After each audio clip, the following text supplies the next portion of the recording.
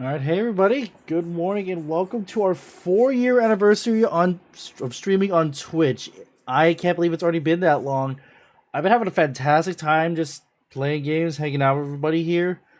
And as you can see in the title, we got a little bit special surprise, so why not waste any more time? Let me just show what we got going. Oh.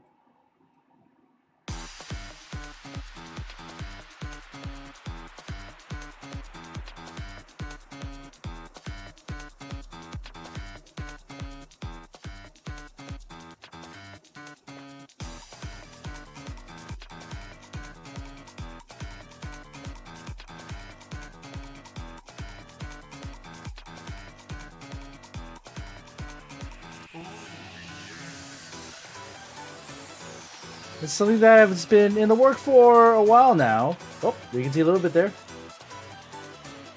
I've been waiting for a time to show this off. I'm really excited for it. It's time for a new phase of our time here on Twitch. And I think it's about time for me to fully embrace something that I've had for a while. Last year,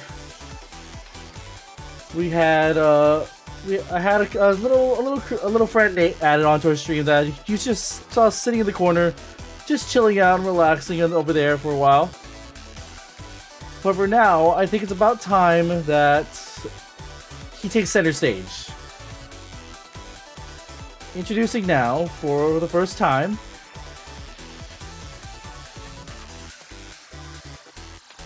we now have a full PNG tuber model! That's right, starting from today, we will have Abuni will now no longer just be chilling in the corner. I'll become him, and we will have him on screen here for us to see everything together. I'm going to be able to have, he's going to be here, we're going to be having a great time, and yeah, this was put together honestly for a while now by my incredibly talented artist who's been the one responsible for making all the art, almost all of the art assets for this one, except for the logo was done by a good friend of mine. But anything with our little bunny here, Abani, it's been him. He made all the emotes. He is actually in the chat right now. As a reminder, the name is Art Heart. I would link his stuff if you want to see it. But as a reminder, he is also his main source of art is not exactly stuff I can show. It's not exactly TOS, but he does fantastic work, and I am so happy that it came out so well. And even more than that, it's more than just we have here. We actually have a few more different versions. I'm not just going to be just like this. There are different emotions. This is starting the smiley one, but this is our standard that we're going to be in most of the time. We got a smiley version from whenever we're happy. Kind of a bit more sad or more demure one. You got a cute Aggie one, and just in case I ever get a little spooked, we have this one too. But yeah, I'm so excited to be able to play around with this. Today is going to be a celebration stream of everything we've done here on Twitch. And it's also going to be a little bit of practice because it's my first time using this one. I got to learn how to do all the timings. Got to learn how to use everything, how to swap between all the different ones, the right timings. I did buy something for this. I actually have the Elgato Stream Deck right here to help me switch between them really easily. But yeah, this could be doing this. Also, I'm gonna be doing a little bit of a talk for a few things that I plan going forward on the stream. So let me just go and get that all set up. 1 second.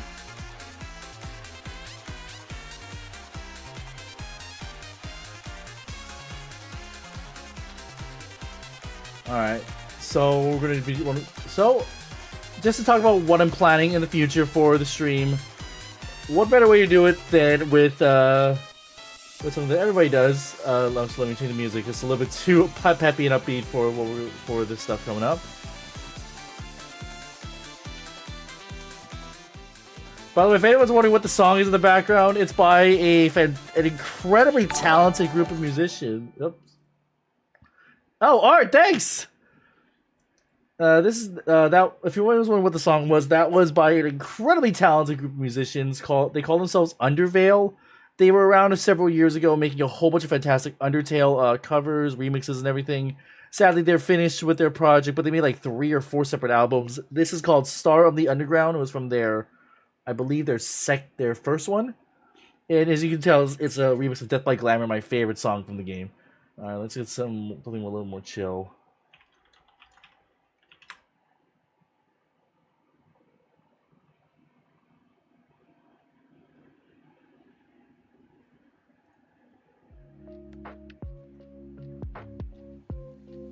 There we go, that'll do. Alright. So yeah. So what is one to do when I have a whole bunch of stuff I gotta show off? And so a lot of stuff I gotta talk about, but I don't have I plan on doing this at the last minute. Shush, Art. Speaking of art, I guess I guess you can see I'm currently just in the standard pink and black void that I've been using for a background. Eventually, I'm going to look into getting some good background stuff to show, like maybe like a new start screen, maybe some transitions and end screen. Mostly just because 1, time, 2, money. So we're gonna be doing. So that might come in the future, but hey, I'll definitely be taking your taking your assistance in that if when necessary. And as a note, the program I'm using for this, it's called, I believe it's pronounced ViadoTube or something. I found this one. I can't believe I forgot who I saw the tutorial for to teach me about this one. But this one ended up being a really, really easy to set up, really easy to use one. Automatically integrates into the Streamlabs, so this worked out really well. But yeah, so to talk about what we got coming, just something I threw to you last minute. And there we go. Oh, up there I am. Just a quick little just a freaking PowerPoint or Google Slides, whatever. Just to talk about what's going on for the stream in the coming days. Gotta keep it simple. Yep. The streams will just continue as is for the most part. Yep, same thing Monday, Wednesday, and Saturday from 9 to around 11:30, maybe a little later. There's ViadoTube freak. There we go. Just gotta make sure I might have to mess with the mic things just to make sure it works properly, but yeah, it should be fine otherwise.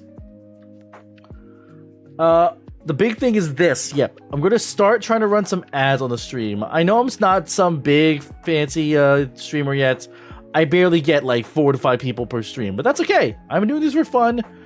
But the fact that I can now, because I became partner a couple years ago, I can possibly start making some profit off of this. I want to start running ads, and I will be putting the maximum amount I can. Some streamers will put ad break when they see ads coming up, because I guess the Streamlabs or their systems will alert them that that's coming. I'm not going to be doing an ad break, mostly because again I'm only going to be streaming to a few people at once. So I apologize for that, but I don't stream to too many people. Oh god, shirts! I know I'm not popular enough yet where I can comfortably start making that kind of stuff. Maybe in the future though, who knows? But yeah, I'm not going to be running any kind of ad break because 1, not many people are watching, and 2, I tend to get lost in the game, so I'm not going to be able to. I might not notice in Streamlabs or whatever any kind of alert for, hey, ads coming up, so I might just end up playing through the ads anyway. But don't worry about that. If you want to watch the whole thing without any ads, I have been uploading every single one of these streams onto YouTube on my VOD channel, which I will link right here real quick.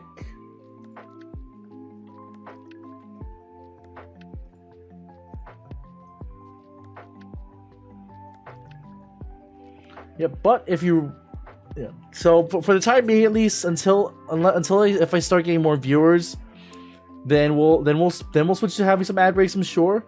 But for the time being, it's just going to be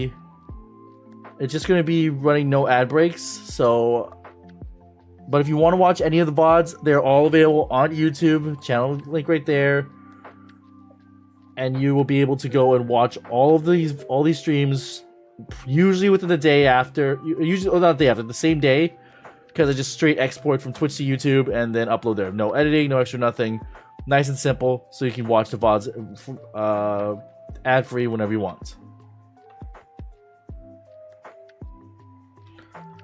As for the gameplay side of things, good to know. Thanks for the tip.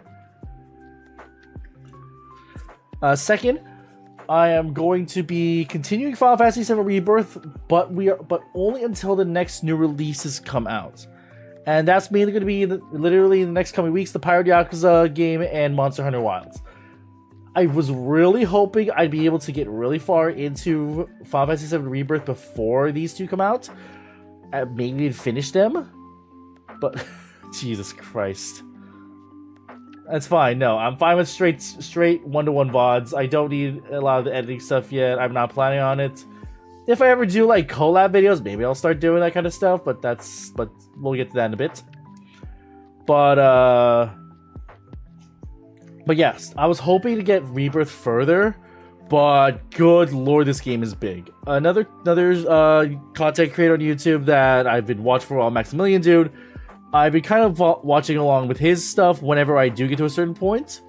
But looking at one of the titles of his latest vids in his things, 130 hours and we're finally here. Oh my god, this game is freaking huge. So we're going to be playing the game as normal until Pirate Yakuza comes out. When that comes out, we'll start that, and then we'll be dual playing with Pirate Yakuza on Mondays, Wilds on Wednesdays and Saturdays. I don't know how big each game is going to be.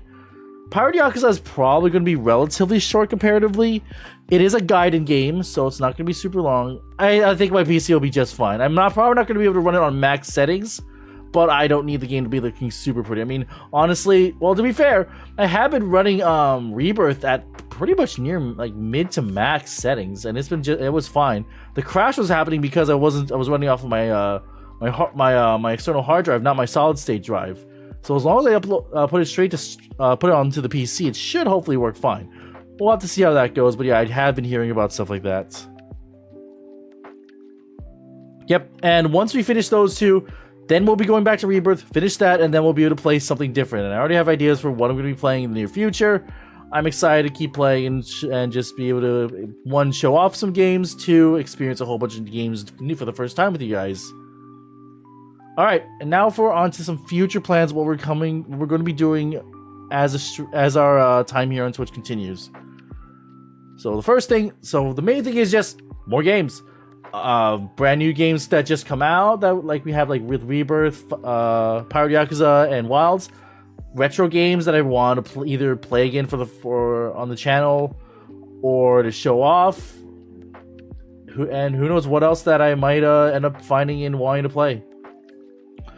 But the big thing is, I have a project that has been in the works for a couple years, I would say, but mainly just a mix of lack of confidence and laziness.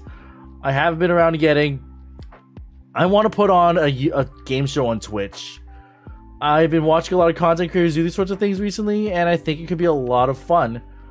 I've always liked public speaking when it comes to like it's like hosting or like script. If it's scripted, I love doing that kind of stuff. Like or even like you can see whenever we stream here, I love like voice acting in games that need it and just having fun with it. So, but hosting stuff like hosting and like MCing and stuff like that, honestly, is one of the more fun things that I enjoy doing, even though I barely ever get to do it, due to a combination of, again, laziness, lack of a bit of shyness, and just lack of looking for opportunities. But this might be a fun chance. It's going to be really simple.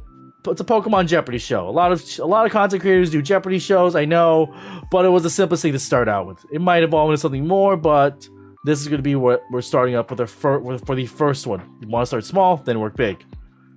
As for who's going to be playing it, I'm going to be planning on trying to invite a whole bunch of creators, like streamers, YouTubers, maybe even some VTubers. And hey, Loopy, what's up? How you doing? Maybe some VTubers. Unfortunately, I'm not as familiar with the VTuber scene. But they're gonna be a live stream. I'm gonna be planning on doing it with a live studio audience, quote unquote. Have them all watch alongside with it. one, it would be just more fun. I feel like having an active chat watching. Two, boost the numbers. But that's a minor thing, honestly. I like the idea of having a live studio audience. It would be cool to start with just friends. I would totally be down to do that. But I mean, I may as well cast the net to just see if I get anybody. Like, I mean, I'm not sure how. Like, there's a couple. Like, one of the big game show creators that I follow, Tarvold's Quest. He got some decently big names for his season 1, and it only grew from there. But I mean, they weren't all like massive. He does like a video game music game show. Love his stuff, by the way. But he started with content creators from the start. Maybe not massive ones, but some pretty popular ones. Like, let me take a look at his stuff again. I'm curious. I want a reminder of who he got.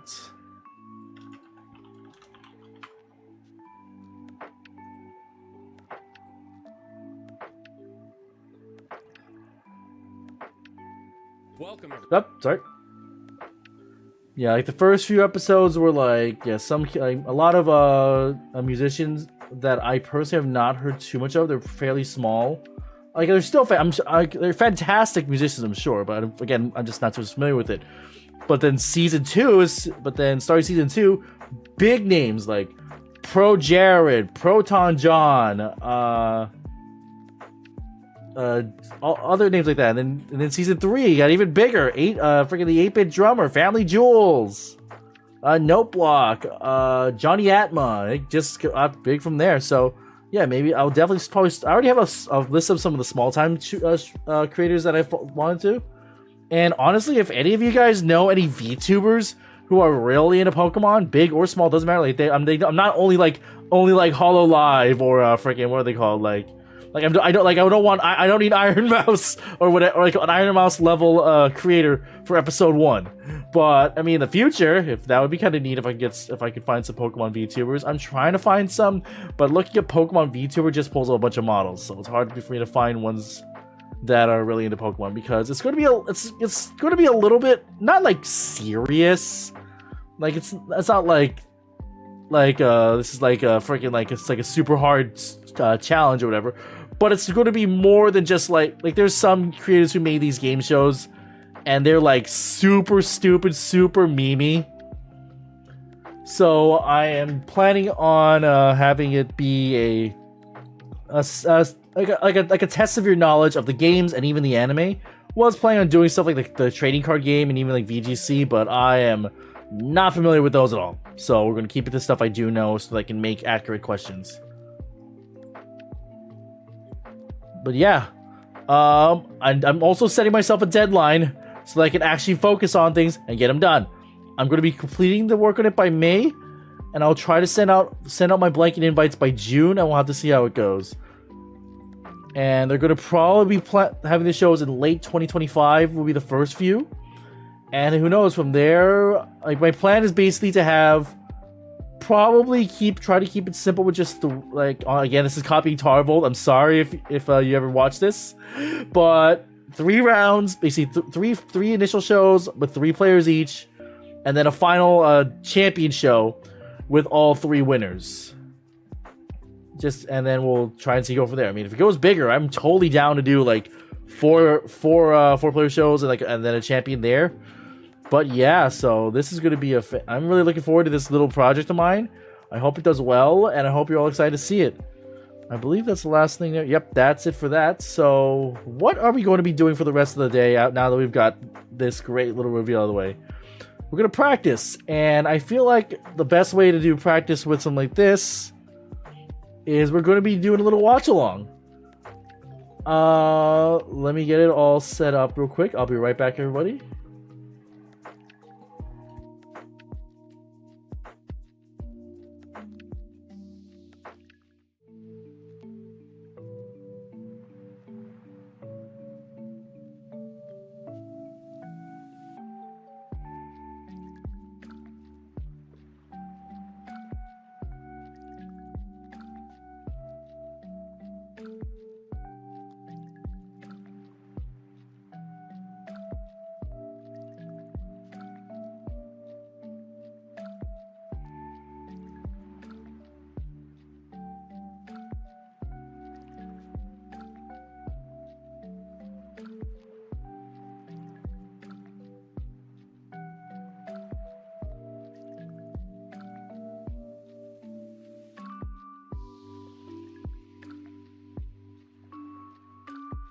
Okay, we're back. Let me just size myself down in the corner, nice and easy. Oh, that is perfect.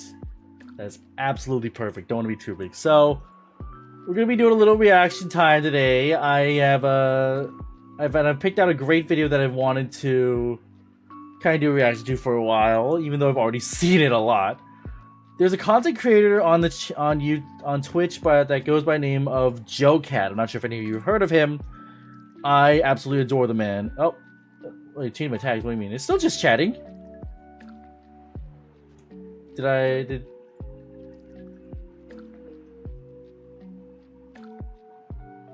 Wait, what do you mean? I freaking turned. Wait, what do you mean? I freaking turned those off. Freaking Twitch. Give me a second.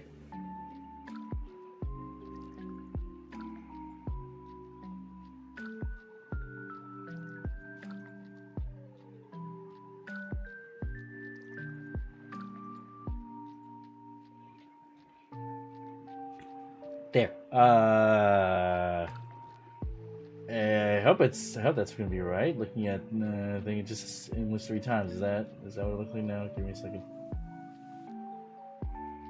Okay, good. Now we're good. Cool. So yeah,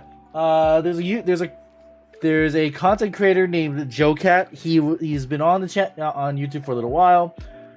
Really funny guy. Started off with doing a series called The Crap Guide to stuff, mainly Monster Hunter, D&D, and then Final Fantasy 14. Absolutely love the content that he made. I'm gonna make myself a little bigger, actually. Give me a second. Yep. Myself a little bigger. There we go. That's better. And he makes some great stuff, but unfortunately, I believe it was last year. I don't remember how long ago it was at this point. He got basically bullied off the internet for a while. It was really sad, and it was for pardon my language, absolute bullshit. Just a bunch of people complaining about something that really, really was stupid. Thankfully, he is back now. I see he is working on stuff. He streams every so often now, and he's back again. And I'm happy to see that. And one of the first things that he did after his return was announce he was working on a big old video that was chronicling a trip that he and his girlfriend took to Japan. And as soon as I saw that, I was super excited. I love going to Japan. I actually went only last year, honestly, in late last year. So I decided a fun thing to do today to help me practice, just switching between all the different stuff and doing all the reactions and everything. Would be to just have a little bit of a watch party. We'll watch along with this. I'll pause and give my own bits of stories here and there from my own experiences. I think it'll be a fun time. So yeah, this is gonna be just a nice chill stream. We're just watching along to this video, and yeah, let's just kick back, relax, and have a good time. Get the music off. All right, we're all set up. Here we go. Ah, there he is. I want to tell you a story about my first trip to Japan.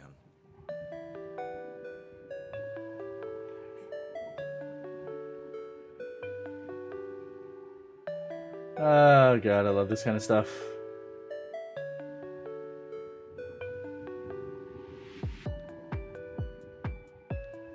So Echo and I always wanted to go. Her as someone who potentially wants to live there one day, and me as someone who always wanted to see what the culture was about.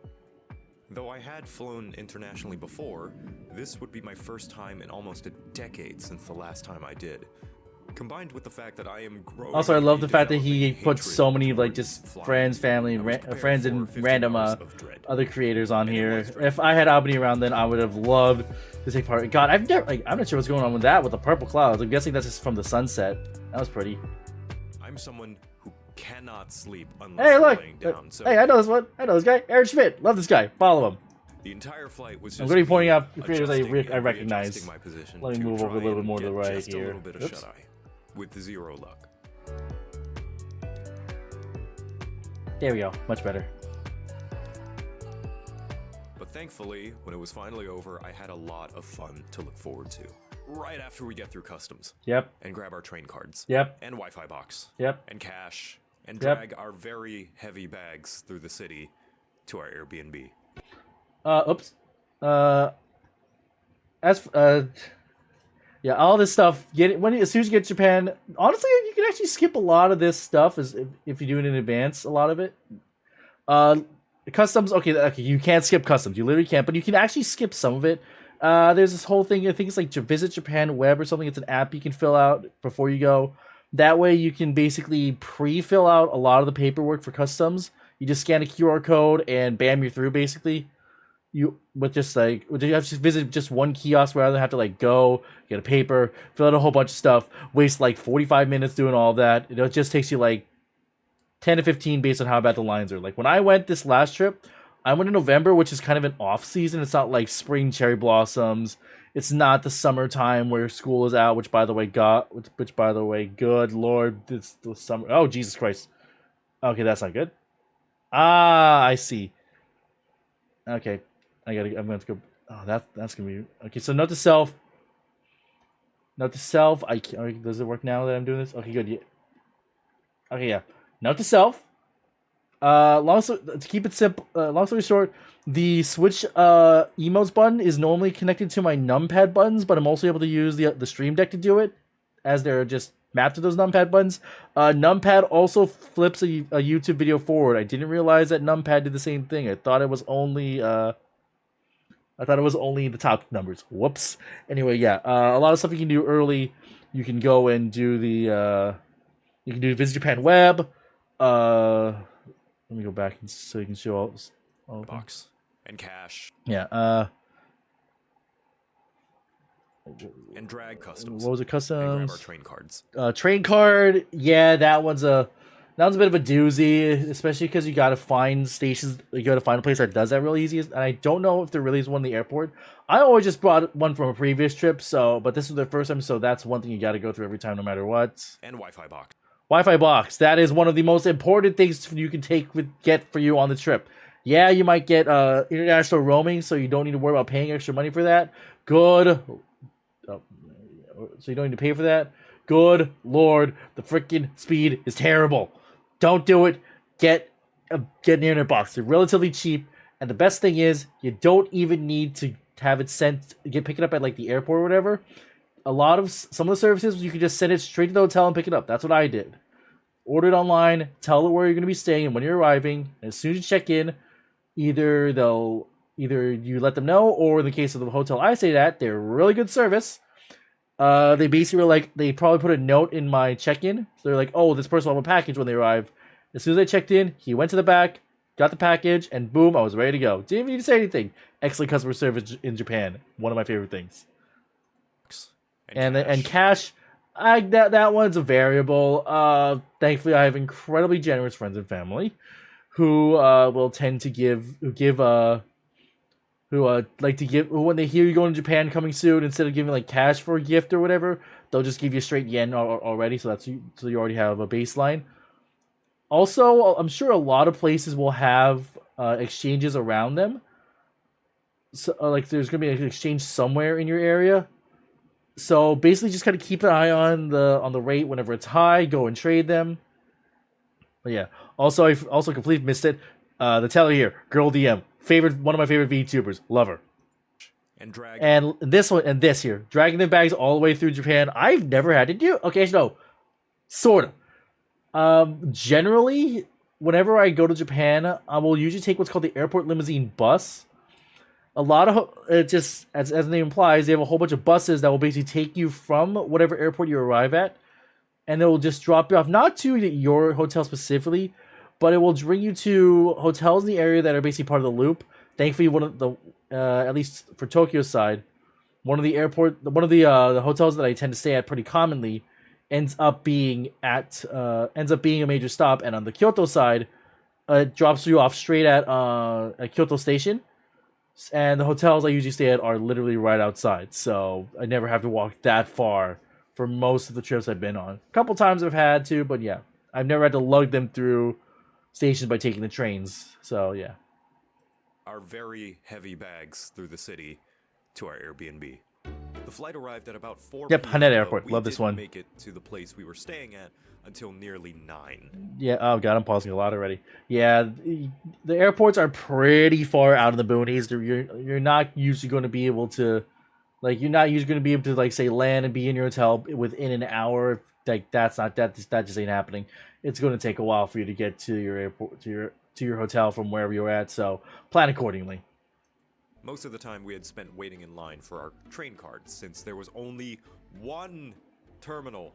Yeah, basically everyone. I'm guessing either the time they came in or just a tech issue. Oh, that's why. Cards that let you use the public transit in Tokyo, and the only ones available were the Welcome Suica cards, which only lasted 28 days. But that was fine because that's about how long we were going to stay. After all that was done, we finally made it to our home base for the month, an apartment in Sumida City. And also, I've never been to Sumida. I'm sure it's in a very nice place. It looks to be the Tokyo area. Daily whenever we would. Yep, Lawson. Thank you, Lawson employees. You are our heroes. Yeah, I love the convenience store scene in Japan. Lawson is a neat one. Honestly, Family Mart to me is the GOAT. I will always love Family Mart. I can never go wrong when I go to one. But realistically, any of the convenience store chains that you go to Japan are always going to be good. There's basically 3 major ones and a couple of very small ones that you'll find here and like regionally. Big 3, of course, are Lawson, Family Mart, and 7-Eleven or 7 & I Holdings, I believe is what they go by in Japan. And then there's small ones like Daily Yamazaki, I think I forgot what area that one's in, but I've seen that one around a few times. I've never been in one though, but I heard their stuff is pretty good too. But yeah, convenience stores, one of the most important things to keep in mind on a trip, and was always a safe go-to no matter where you are, and so I really enjoy going to them. Yeah. So, here we were, finally in Japan. We chose Tokyo because it's the most foreigner-friendly, a nice baby's first Japan location. Especially considering Echo is still learning the language, and I know little to none of that language. I can speak Thai though. Yeah, this caught me off guard the first time I heard it. There's a lot of English translations around for signage, but most impressively, the public transit was so easy to understand that as far as getting around goes, we had basically no problems finding our way around the city. So, what did we do on our first day in this new foreign country to us, ripe with centuries of culture and dozens of fun new things to do? Against the recommendations of a good friend good of game. ours, and basically everyone else who's ever been to Japan, we went to Kura Sushi. I'm sorry. Yeah, conveyor belt sushi's pretty great, honestly, in Japan. Like, in our defense, we don't have a Kura Sushi anywhere where we live in the US without having to fly to another state. And if we're gonna take in what Japan has to offer, why not their equivalent of a McDonald's, right? On top of that, it also had the benefit of a lot. I don't know about calling conveyor belt sushi equivalent to McDonald's. Also, by the way, Temi/Toyoki, aka the one of the major arts for Undertale. Love it. Oh, really, Luffy? Lucky you. Yeah, we have a chain here in Hawaii called Genki Sushi. That is basically our equivalent of Kura Sushi. You will find Genkis pretty much not as much as you used to, but they're pretty common. You'll find them in relatively commonly. Yeah, honestly, I would not compare a conveyor belt sushi place anywhere outside of Japan to the ones in Japan. The ones in Japan are way better. Honestly, yeah, and even then, I on my trip I didn't go to Kura. I went to a small one over in the state the Kyoto station when I was there.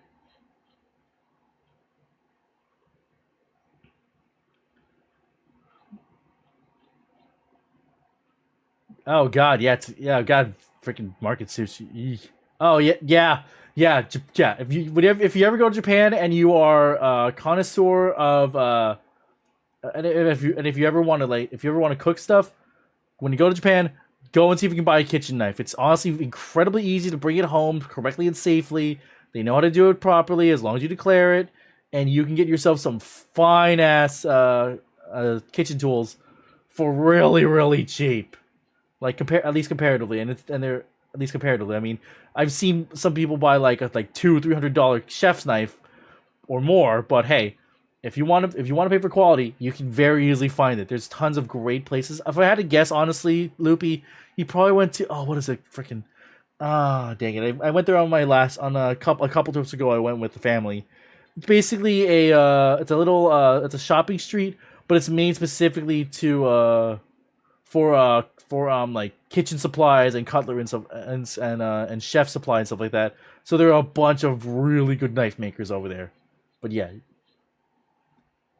allowing people to order food without having to talk. I love Echo so how excited Echo is. Nervous foreigners with the language barrier who don't want to accidentally. Yeah, Sumimasen. That is one of the Sumimasen. That is one of the things you'll keep spamming. Oh, and also every 5 plates you get a chance to win a gachapon, of which I won on my first try. The rest of the day we planned on getting a few things from Daiso. My mom spends hours in places like that. Hey, Barry Kramer. Or maybe Ueno is plus. Yeah. In a sort of shopping district in Ueno. Or maybe Ueno is the shopping district? I don't know. But no, Ueno is not the... Ueno is a city in Tokyo side. It's on the Yamanote line, the main, basically, big loop of towns. Yeah, Daisos are all over the place. So we have a couple here in Hawaii, too. Yeah, they're very, very convenient if you ever need to get, like, just random little knick-knack stuff. And it's also pretty dang cheap. But yeah, Ueno is honestly a really, really nice city. In the Tokyo side, they have a really cool zoo over there. So if you ever go to Japan and you like zoos, Ueno Zoo is one of the popular ones. I went there that was on my first trip. That was like over 10 years ago. Jesus Christ. But yeah, I remember it being really nice, and it's big, it's very clean. Of course, it's Japan, so of course it is. But it's big, it's clean. The animals look like they're very well cared for. It's a great time. So yeah, Ueno is a very nice city to go around. There's a lot of cool stuff to do there.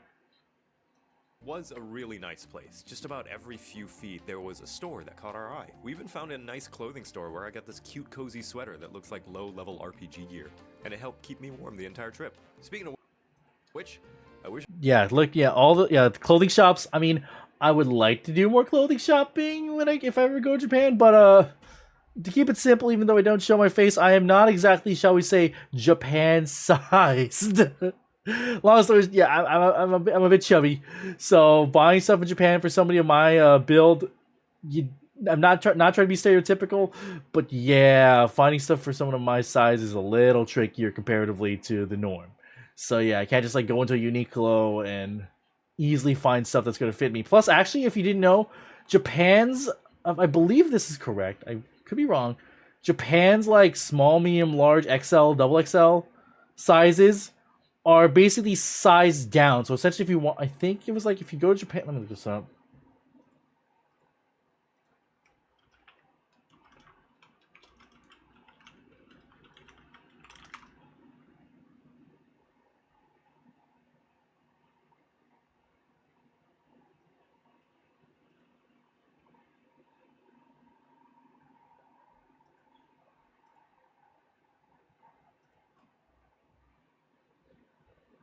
Yeah, generally, basically, whenever you go to Japan, as Armand said, one size down. So basically, if you are like me, if you're a 2XL, you got to try to find 3XL, which, yeah, good luck.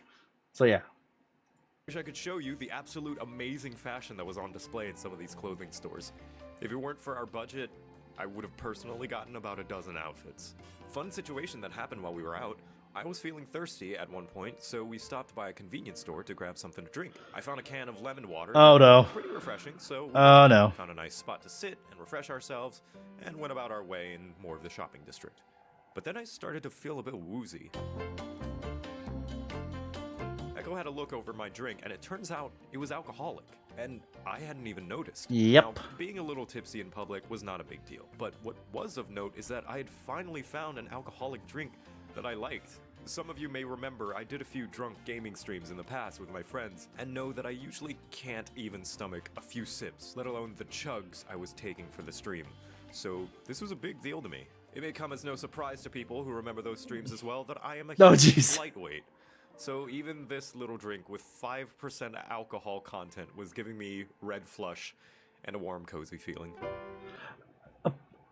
I just thought of this. I've watched this video like probably dozens of times at this point. This is honestly a bit of a comfort video with how cozy and fun it is.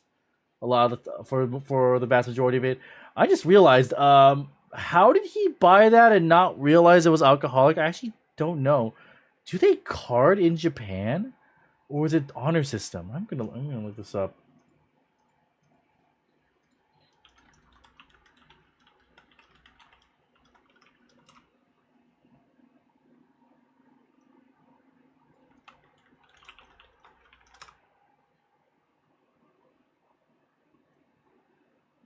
Really interesting. I just. Huh.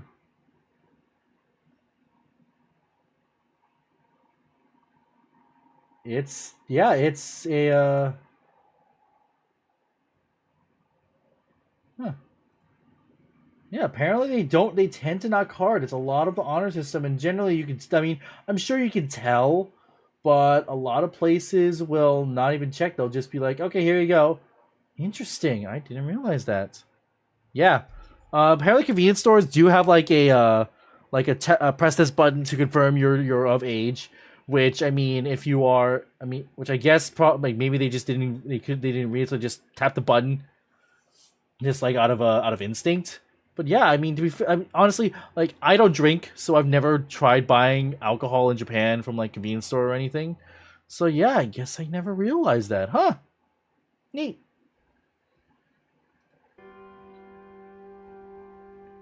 The next day, we did a bit more aimless exploring just to get a bit more of our bearings around the immediate area, and somehow accidentally found ourselves at the Tokyo Skytree, of all places. Honestly, I've been to Japan so many times. I've actually never been to the Skytree. I've never been to the Skytree. It's not like it was all that far from our Airbnb, but it was still a pleasant surprise to land there without really meaning to. And inside was a lot of cool stores and Porcelain May, most Joel. importantly, and most dangerously, gachapon machines. Oh god. Oh, gachapon. Oh boy, on my first trip, or like first or second trip, I can't remember which one.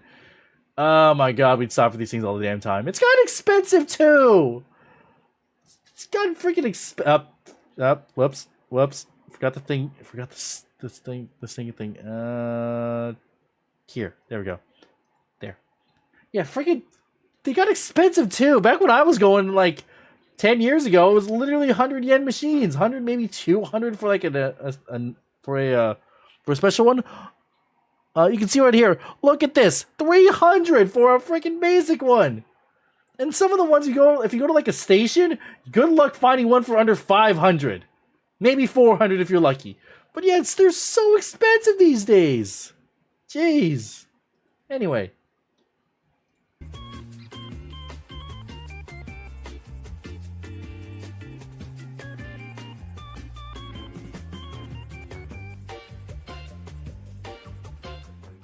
They're literally all over Tokyo. Yep. In fact, on our way through some of the subway stations, we came across dozens. But here they were, stacks upon stacks. And there's even like little stores like you can see here that are just nothing but gachapon. Yep. To hold some sense of impulse control, but from that point on, Echo devised a plan and began saving our 100 yen coins in a very special little pouch. I do the same thing, but for a different reason, which I believe we will get to relatively soon in the video. But yeah, I also tend to keep my 100 yen coins in a special pouch as well, but we'll get to that. I also love the variety. Look at that. Get some weird stuff in the gachapon machines. A bunch of probably the biggest The frickin' I forgot about the grapes. Long story short, if you had to know, Final Fantasy 14. I forgot which expansion it was. It might have been Endwalker. I think it was the Endwalker.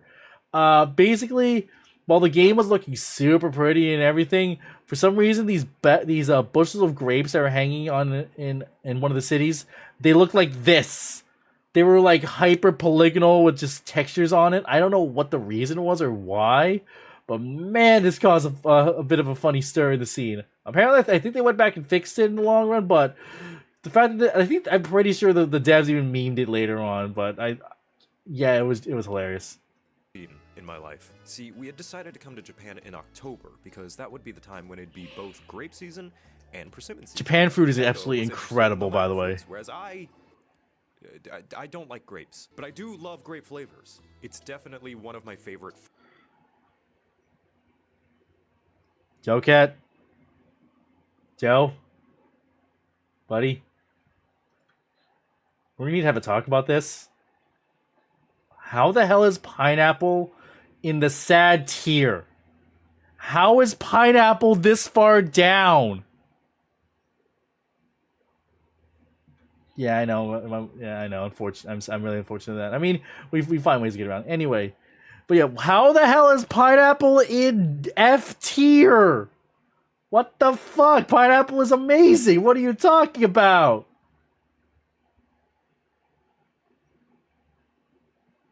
Yeah, why is cherry in F tier? Like, bro. Okay, yeah. Okay. Some of these you get a pass for. Melon, A tier. Should be S, but whatever. Apple, high tier. Especially green apple, fantastic. Watermelon should be F tier. Gonna be honest. Don't like watermelon. Banana. Yeah, that one's accurate. But pineapple in F tier, dude. Really? Really? Yeah, freaking yeah, strawberry, raspberry, blackberries, cherries. If this is his accurate opinions, we gotta have talk. How is lime that? Okay, actually, okay. It's not S tier. It's maybe like a B at best. Yeah, we're gonna have a talk about this later. We gotta have a talk about this, Joe, buddy. Your fruit list is freaking whack as hell. Anyway, fruit flavors. And in America, there's this one drink that I really like to get whenever we go to our local Asian market, Ramune. And they had a grape flavor. Ramune is pretty good. This is okay. I keep pausing because, but I like just chatting. This is just a chill, fun stream anyway. But freaking, okay, yeah.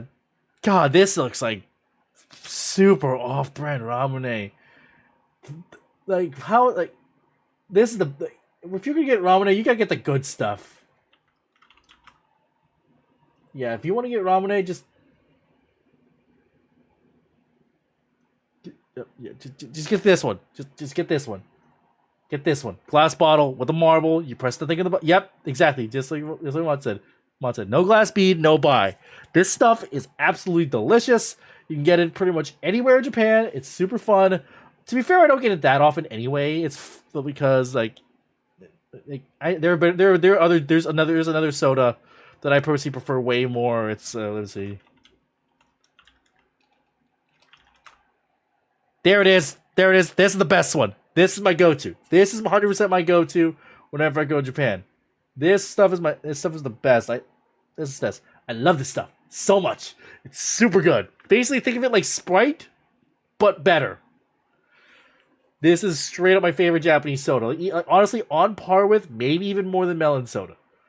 Love this stuff so much. Anyway, side tangent. If you didn't know about what this stuff is, basically there's in order to seal the bottle, there is still in the wrong emote. There we go. In order to seal the bottle, there's a glass bead up here at the top. It comes with the lid is a little plastic thing that basically you press down and pop it in. So basically the bottle is not resealable, but what's kind of fun is when the glass bead goes in there, when you want to drink it, you can't just chug the sucker. You got it. It makes you drink it slowly and appreciate the flavor. I love this stuff. Anyway, back to the video. I also love this candy that could be found in the Haichu. And so Also, green apple is the best Haichu. Fight me. A lot of Japanese grape flavored things sort of taste similar. Do grapes just taste different in Japan? So, this was my chance to finally see if I might like Japanese grapes more than American grapes. I believe these are... Yeah, look at how big these things are! Look at how big! Like, Jesus Christ! Banana okay, I like banana flavor. The banana fruit is, yeah, it's kind of mid. It's pretty mid. It's a texture thing. It's 100% a texture thing. I like the flavor of banana. Texture is kind of, yeah. It's a little meh. Yeah. Oh, soda flavor. Yeah, that's literally just Ramune flavor Haichu. That's literally just Ramune flavor. So if you like that, then that's why you like it. You like Ramune. But yeah, freaking Jesus Christ, these grapes are freaking huge. Like, good lord.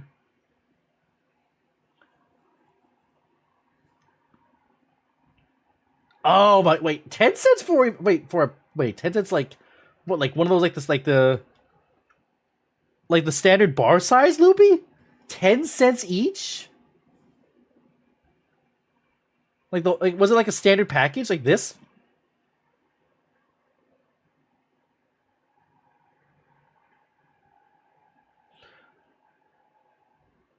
Oh, okay, so it's like a mini pack. It's not like the full size. Like the full size has like I think like 12 or so pieces in each one. So if it was like a mini one, that makes sense why it's 10 cents each. But still, that's freaking cheap. Also, 2017. God, those things are like ancient at this point. Then again, these things last for freaking ever, I swear. So yeah, I don't blame you. They're probably so good. But yeah, anyway. Yeah, Japan fruit is on another level, honestly. I've never bought the super expensive ones. But one of these days, I desperately want to find a chance to try them.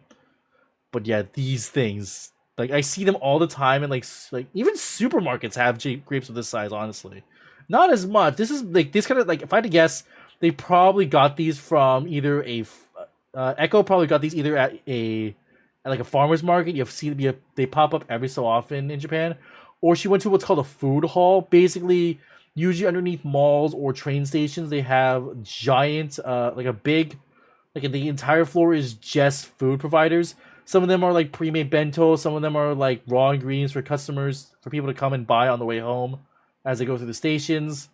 But yeah, I've seen plenty of the really fancy stuff. I've seen like giant grapes, like $200 watermelon, honeydew melon. Because yeah, that's an interesting thing in Japan. When I feel like in America at least, when people say melon, you usually go either watermelon if you want to go really basic, or cantaloupe. Honeydew is honestly seen as the weird one. In Japan, honeydew is the common. Honestly, I don't mind because I like them all. I like both of them. Not a big watermelon guy though, but yeah, it's just an interesting little thing. But yeah, freaking even like those super expensive strawberries. So yeah, you find all kinds of crazy stuff in food halls. But yeah, back to Jughead eating grapes. Or Concord grapes? Is that what they're called? Also, you got the purple ones. You should have gotten the green ones. The green ones are way better.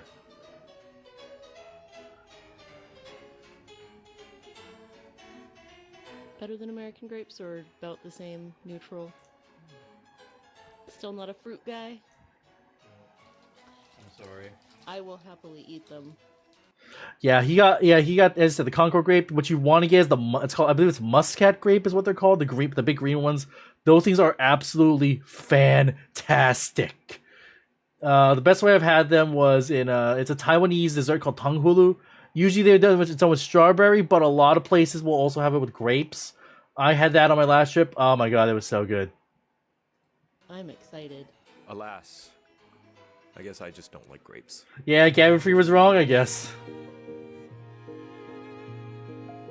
The next couple of days, we decided to rest up and do some work in our apartment because, yay, being a YouTuber means you are never truly free. But that evening, we did go to what I personally consider to be one of my favorite places to go. Oh god, what was it called? It's a crocodile game. I think that's supposed to be Dan. I don't know. I feel like that. I don't know if that's a content creator. If that's from there's that crocodile game that came out a while ago. I don't know. On that entire trip, a local yakitori izakaya, a bar that serves grilled meat. I never really go to izakayas, mainly because they required the drinks were great. They require alcohol to be drank, but maybe one of these days I might. It's not that I don't like alcohol that much. Was the manager, who was I incredibly patient just don't go and there, but yeah. accommodating to us. Also, from this story's the great. instant we stepped in. It was probably pretty obvious to him that we were tourists, so even though we could not speak a word of each other's language, he was nice enough to gesture to us each part of the bar for us to understand the regular procedure. Use the hand sanitizer, pick a seat that leaves room for others, order a drink before you order food.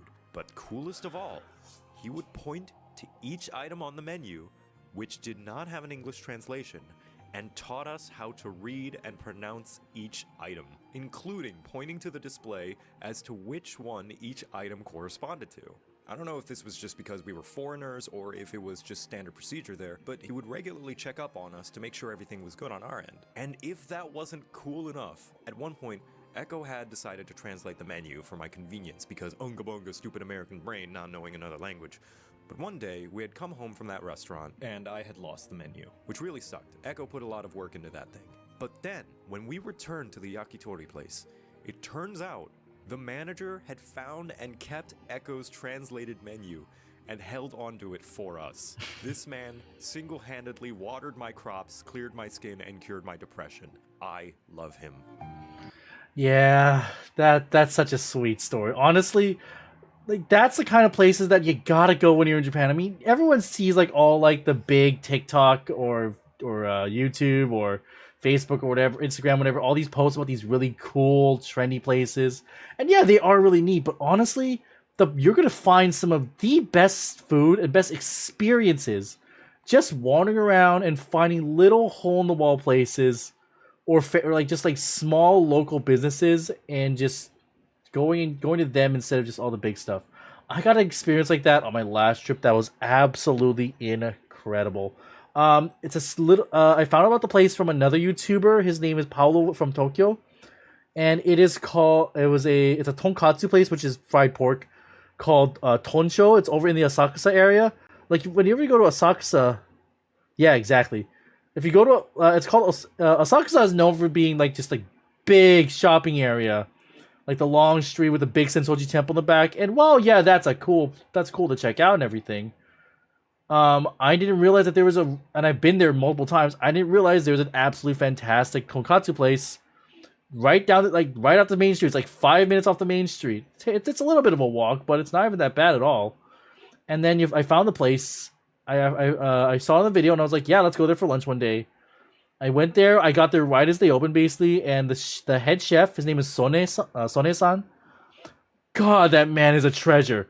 Like he has the same level of energy and charm and friendliness as the izakaya owner that Joe and Echo got to experience. He was such a friendly guy. Like I brought like some Hawaii candies because I really wanted to like make good impression, like thank him for the hard work as being like a small town business. He took care of me great. Like they brought me in. I got to sit right up at the counter because they just opened up. They he chatted with me the whole time. Honestly, thankfully, I guess I've either been to Japan enough times or I picked up enough language. I barely spoke English there. He did his best, and he did his best to speak English back with me. But like it was hilarious. He's such a goober, honestly. Like he's kind of silly, but it's clear he loves what he does. Like I mentioned, like yeah, from Hawaii. He's like, oh, Hawaii boy, yeah. Like love the beaches, love the surfing. I love the bikini girls. Oh my god, he was such a silly guy, but his food was great. The prices were reasonable. I mean, I got like the expensive like high-end cut from him, which was like 3,000 yen, which is like $20, but honestly worth it for the portion size and the quality of it, and of course supporting a small local business. One of my favorite people that I ever met in Japan, and honestly I might consider going back on another trip just to show people more, show them again, or just to go again and say hi. But yeah, I love these kinds of small little places, and these kinds of experiences are great. Another work day, so nothing interesting going on, but what was important was that today was Burnable Trash Day. Oh yeah, this is neat. If you're not familiar, Japan has a very specific method of how they do waste disposal, and it's your responsibility to categorize your trash. Sure, they have sanitation workers pick up the garbage like normal, but it's your job to make sure the right trash is stored correctly and in the right place. In America, we only really have trash and recyclables. That is, unless your local government decides to take the recycling bin away and make you drive all the way to the recycling center. But anyway, you usually just kind of throw everything in one place. Not so in Japan. To keep things simple, there are really two main umbrellas that all trash falls under in Japan: burnables and recyclables. Easy enough, just like the States. But with the recyclables, you have to separate them and store them a certain way for trash pickup, like bundling papers together, putting metal cans all in the same bag, cleaning out any reusable cups so there aren't any food bits left in it, and the like. It was a very different way of doing things than Echo and I were used to, so it took a bit of time to figure out, but once we did, it was kind of nice knowing that our trash was going to the right places.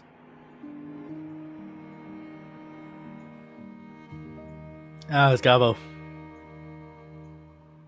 Today was our first day of special plans. Disney Sea. Ah, yes. Like this, like one of the unique Japan parks. We could book, and thankfully it wasn't all that busy that day, so we never really had to worry about crowds or too long a lines. I think it was a bit more of a park than a theme park, as me and Echo spent a lot of time just sort of walking around since the rides were fairly far apart. We only really got to ride like 4 rides before deciding to call it a day, which we were overall fine with, but me personally, I just wish there were more rides for the size of the park, or if the park was a little smaller so there wasn't so much walking needed between them. We also grabbed a few souvenirs for some friends. Thank you for bringing me to France. Yeah, we'll have to check for bedbugs later. Okay. Yeah, honestly, I'm gonna be completely honest here. Tokyo Disneyland and Tokyo Disney Sea, kind of a waste if you ask me. Like, there's still great parks. I mean, it's still Disney, so if you're a big Disney fan, it's pretty cool. Plus, Disney Sea is very unique. You don't find a Disney Sea everywhere. I think there's only one in Japan. But honestly, the park is a lot smaller in size comparatively to like Disneyland. Disney World cheats because it's absolutely massive, but Disneyland is much bigger. The bride selection is actually less, I believe, especially again, as he said, in Disney Sea. And honestly, because it's so much smaller and they still have a lot of people, especially if you go during like peak times of the year, you're going to be looking like we've only ever went once as a family. I went one time later with another family friend, but that one was during an off season time, so it was a lot better. But the first time we were there during the springtime, which is like a major trip time. We were waiting upwards of 3 hours. We were waiting for freaking 3 hours for freaking basic rides, just like Monsters Inc. was 3 hours. Like, we rode maybe 4 rides our entire time there. It was insane. If you are gonna go to the off season, and honestly, if you're gonna go to Tokyo Disneyland or any of that kind of stuff, don't go for the rides, go for the shows. Tokyo Disneyland and Tokyo Disney Sea's shows are absolutely incredible compared to the American ones. Like, there's some fantastic stage shows, performers, and everything. When we went, yeah. I get it. I understand. I totally understand. Like, I personally, I like it. I love the Disney magic. So I still enjoy my time at Disneyland. Honestly, when whenever I go, if I ever go, I usually kind of go for more for the food. Honestly, there's some good ass food to be at Disney parks. But either way, the atmosphere and the experience at a Tokyo Disney park is really fun, especially with the shows. Like in Disney Sea, a show that I'm amazed. I think I remember seeing on a park map that we went so my first was like the first trip back in like 2012, and then it went, I think, in like late 2010s. I forgot what year it was. One of the shows that I went for on their first trip was still there. It's basically a stage show. It's a jazz show of all things, but good to see it's still there. And man, that was fun. Also, it was one of the few stage shows that was in English. But yeah, Japan's like stage shows, parades, and everything, way better than the Americas. If you are gonna go, just go for that. But honestly, in general, if you ask me, also one other thing, if you go to freaking Tokyo Disneyland, popcorn, especially popcorn buckets and popcorn flavors, you'll find some weird stuff there. But that's pretty much about it for the unique stuff. Honestly, if you're gonna go to a major theme park, Universal Studios Japan is a much better choice compared to Tokyo Disneyland, if you ask me. I'd much rather go to Universal Studios. Is in my opinion much better. Plus, again, they have the Nintendo Land, which in my opinion was peak. It was pretty peak. Not absolutely, honestly, maybe not peak, but it was pretty great, and it's constantly expanding. They just got the Donkey Kong section. Whenever I go back, I am going back again because I want to check that out. But yeah.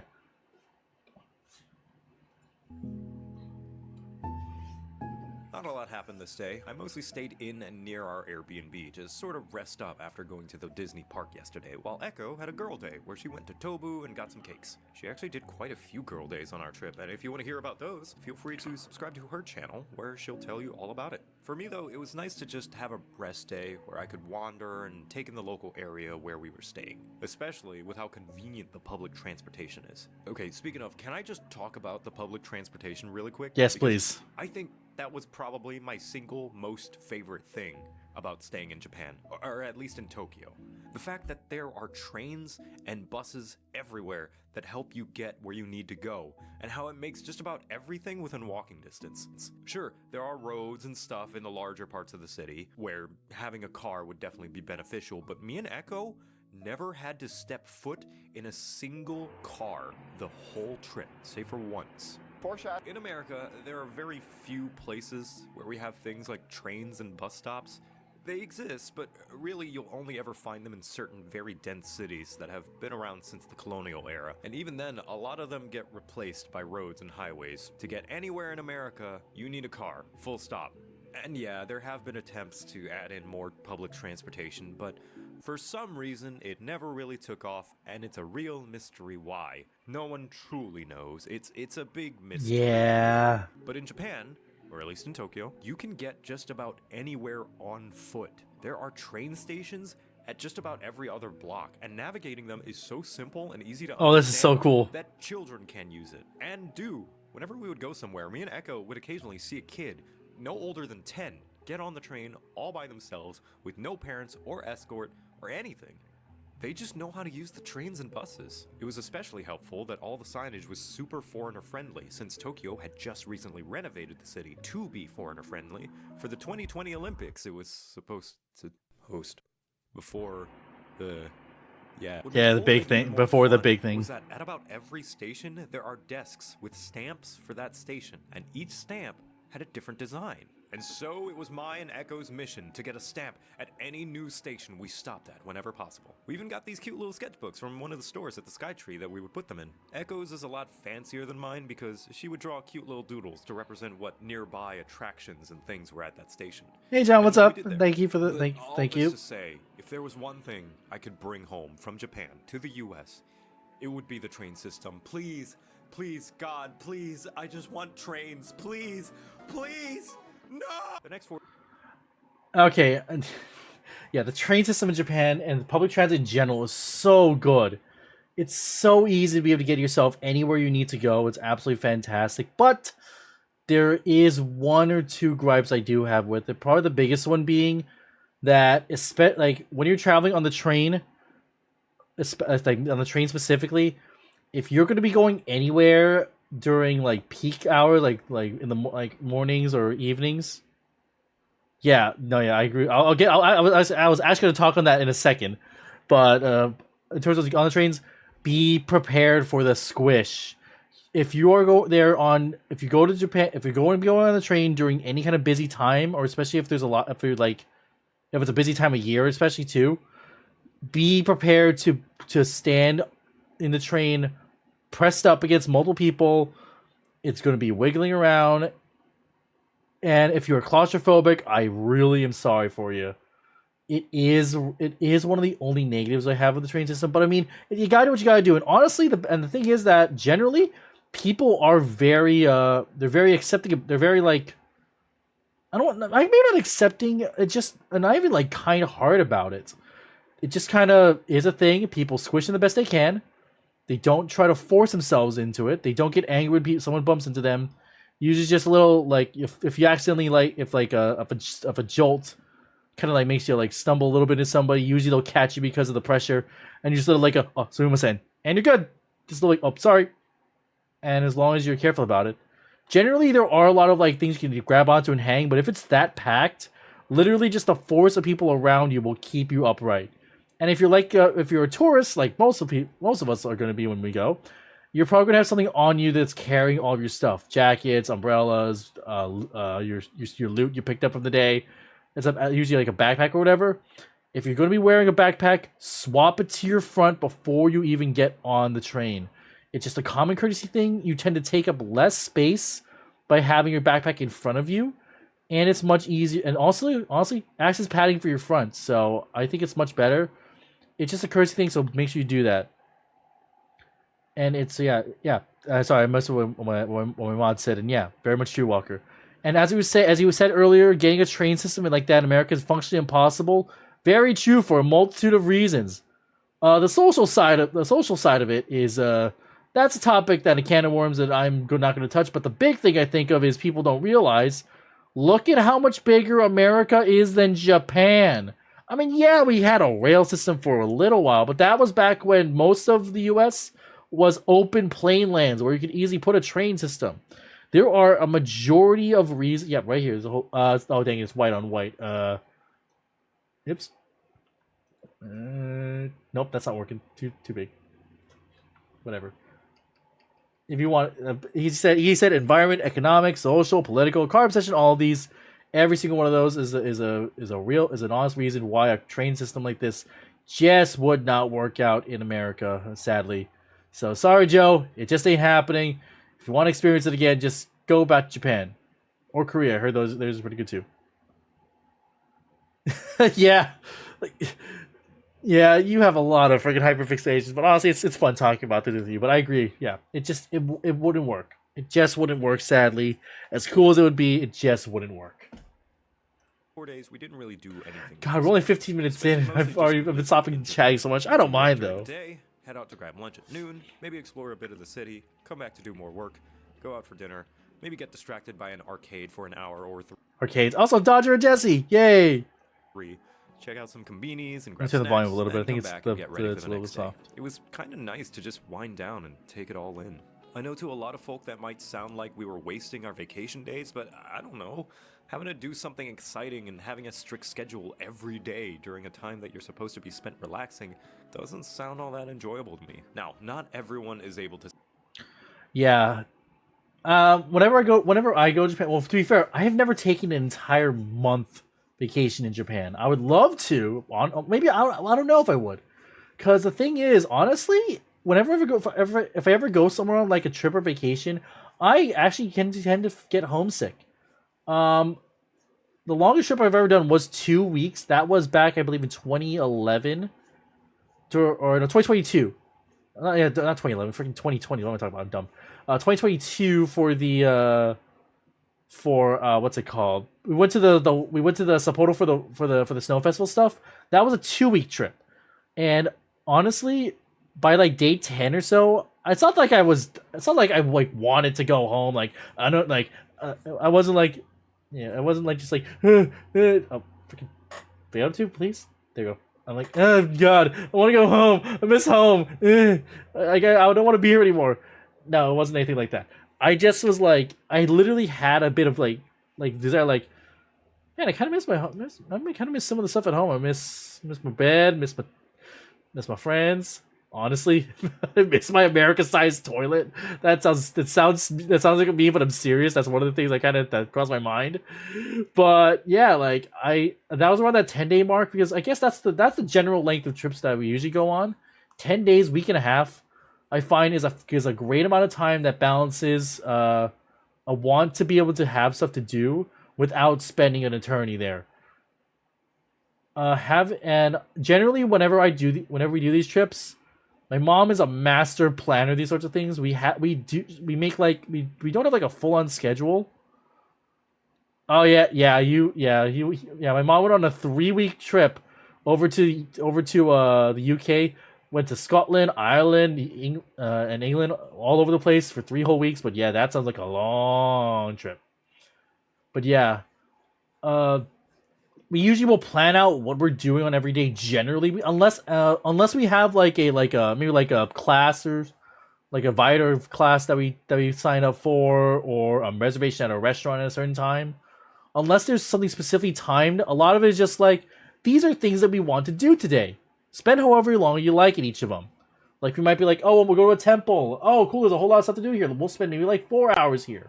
We'll see, oh, there's a cool marketplace we go to. Oh, it tends to be kind of crap. Oh, we'll stay here for an hour and then we'll leave. And then we'll just finish the day off whenever we do, and then fill it with whatever else we might find. We might find some neats, and there's time to wander and check out stuff. So I've never had a trip where I have like a strict timetable. Oh no, what technically we did, that was our first ever trip when we were on a tour, and that is why I don't like tours. You feel so rushed. You feel like everything is going, like they have to keep a very strict timetable with everybody in the group so that people don't get lost. And while it's a neat and safe way to get around, honestly, Japan is one of the few places where you literally it's super safe. Not like completely like 100%, but way more than like anywhere in America, that's for sure. So if you want to try and do a solo trip around and just do it on your own without a tour, highly recommend it. Give it a shot. It's super easy. To spend a month on vacation, whether it be because they can't afford it or their schedule doesn't allow it. So I hope this doesn't come across like I'm saying the way we did it is the best way for everyone. If I had, but like, we did plan. Real quick, one of my friends, whenever he goes on trips, like to Japan, he likes to just have a day where there's literally zero plan, and just pick a place and just like jump on a train, pick a city, go and walk around for a while. Maybe my next trip I'll try and do one of those days, and just if I don't find a whole bunch of stuff I want to do, yeah, I want to try and do that one of these days. Just just have no plan, just get on a train, go somewhere, or pick a city that sounds cool. Maybe you've never heard of, maybe you have no idea what it is. Go there, look around, and just as long as I'm cognizant of where I am, and I'm like I don't like, oh looks, I don't just be like, oh, dang it. I'm like, ooh, cool, ooh, spooky alleyway. Let's go take a look down this way. Yeah, as long as I don't do something stupid like that, yeah, I want to do a wander date in this next trip probably. For a whole month, specifically because we like having days where nothing's scheduled and we can just sort of go about doing whatever we want without having to worry that we weren't maximizing our vacation time. Yep. Plus, we did sort of have something special to do most of the days, as Echo scheduled while I sat sucking my thumb in the corner because planning things is scary and I'm just a little guy. It's my first day. So we did at least have variety, not just constantly on mandatory fun mode. If anyone has ever had helicopter parents, gotcha. Mandatory fun. This day we plan to go to the Book Off Super Bazaar. Oh, Book Off is great. A second monitor to facilitate my work. See, I normally would bring my own monitor, but I've had nasty luck with every single time I fly with one. Doesn't matter how padded or protected it is, the airline will always manage to break or bend my stuff. The Gmod sound effects. I said, no more packing monitors. I'll just get one in Japan. And so we did. Book Off is basically a massive secondhand store with just about everything you can think of inside. From clothes, to bags, to musical instruments, to sporting equipment, it's got everything. We even found a few Pokemon plushs. Yeah, the plush section. What wasn't so great about it was that while we were browsing, we had a basket with a few items already, and at some point we accidentally crossed a section where that item was supposed to be stored in. And so it began beeping its alarm non-stop until an employee found us asking if we were going to buy it. In which case, we confirmed, apologized profusely, and immediately checked out so as to never bother them ever again. Yeah, I did that on an earlier trip to Japan. I don't remember which one it was at this point. I think it wasn't at Book Off though. It was at another store called Yodobashi Camera. Long story short, basically like a massive, generally electronics goods store, like appliances, gaming stuff, household things, but it also has like toys and a bunch of other stuff. But yeah, I was looking around there on the trip. I found a cool thing. I think I found like a game accessory I wanted to get. I forgot I was still holding it when I was going to go and get on the elevator to check out another floor. And when I was going to go on, I went through the detectors, and they start going off like, shit, what the, crap. Staff member comes over, and then, yeah, same thing. Just accusing, like, hey, what are you doing? They're like, oh, sumimasen, are you customer? Are you going to buy that? I'm like, sumimasen, hi. And then I went and paid for it, and rode the elevator down in shame, just like Joe and Echo did. Yeah. Anyway, side note about Book Off. When I went to this last trip, I went to one in Nagoya. It was just randomly just checking around because I think I was just walking back from the station after just walking around town or walking back from the station to the hotel. I forgot what it was. Went into a Book Off Super Bazaar, same thing as what they went to. Yeah, no, actually, no, 100%. Like we'll get to that in this video, but yeah, maybe. But basically with the one the Super Bazaar I went to was kind of neat. It's all they had a board game section, which they were selling a bunch of board games. Some of them were like, a lot of them I actually recognized, and they were just in Japanese.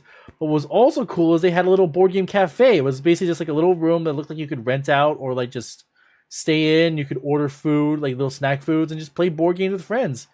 I was super cool. I was like, that's neat. There's a couple places here that do that, but I never saw that in Japan before. That was really awesome.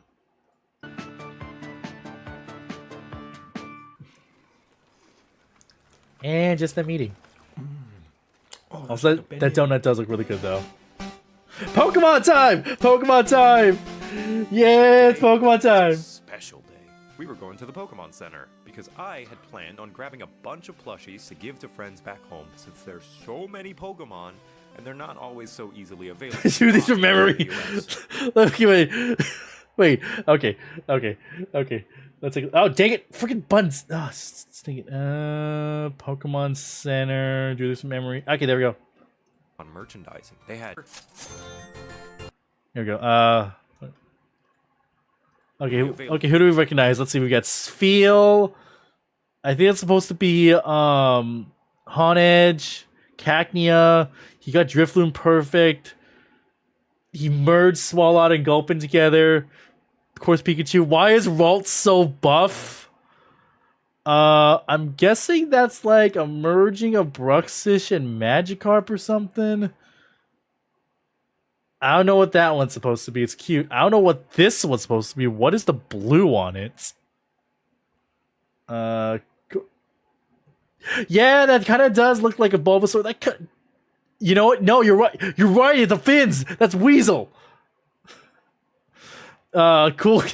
That's a Crocodile, but on a skateboard, Litwick, and of course the Doug trio. But what is going on with oh, there, I knows. I was wondering what the hell was going on with the third guy. Oh, that's cute. Buy if you're in the U.S. And in the cases where they are. Mimikyu. Anyway, it was really cool to see all the Pokemon merchandising. They had keychains and stickers and jewelry and dozens of other things I hadn't realized were even in the realm of possibility of what Pokemon could make into a branded product. This is how earrings would go kind of hard, honestly. Someone who plays the games, though, was that the front of the store had a nice little mural with all the different generations of games. Oh, don't worry, go there. Okay. But before we go into the silly stuff here, gonna be honest, Pokemon Center. When you say go there, there's like 15 different Pokemon centers, and I'm gonna be honest. The one they went to, I know this one because I went to this one on my previous trip. This one was really nice, honestly. The setup was very well done, but it's not the one that I go to most of the time. This is Mega Tokyo. The big one is Ikebukuro. That is my go-to. That's literally like right beneath the hotel that I tend to stay at all the time. It's called the Sunshine City Prince. It's like right in the middle. The hotel itself was super nice, and the fact that it's literally right downstairs means I usually go crazy buying there because I can just like, okay, I don't have to take this all through the city. I just got to go back to the elevator and back into my room. Beautiful.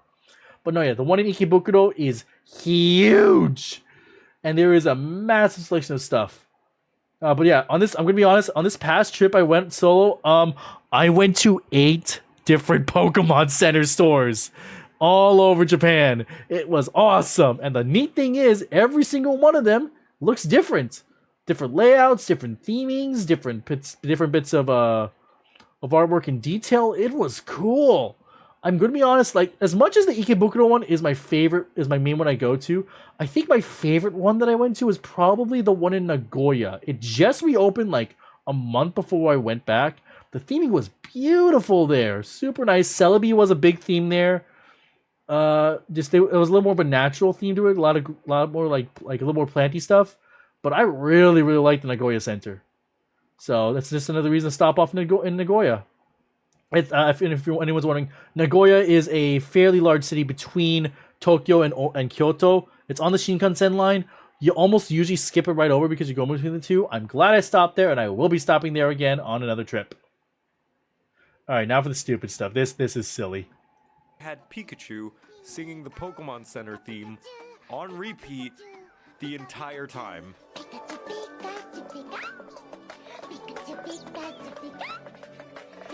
And my heart goes out to all the employees who have to listen to it for 8+ hours a day, every day, all the time.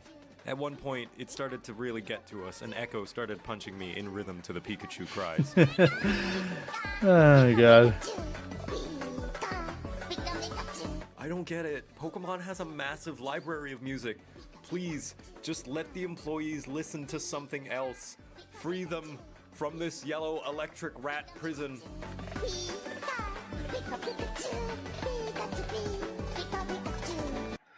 Okay, I'm gonna be honest. I went there and I don't remember this being a thing. Maybe they might have had like a Pikachu event going on or something, so we just got really unlucky. Usually, it's playing stuff from the games. Like the Ikebukuro one, I believe, was playing the basic. It was playing the it was Scarlet. Of course, it's usually from whatever the current game is. They were playing the stuff from Scarlet and Violet. That I believe was the main school's theme, as well as Route 1 or Poco Peak, I believe it's called. But yeah, they were just playing the route stuff. I don't remember from most of them. I went to one of the newer ones, Tokyo Bay, and they were playing stuff from like I think they might have been playing from Alola. I forgot already. But yeah, no, this is not a normal thing, honestly. Also, come on, Joe. Why is this Pikachu so caked up, Joe? Why? Why you gotta do the caked up Pikachu? Why you gotta do thick Pikachu? Anyway.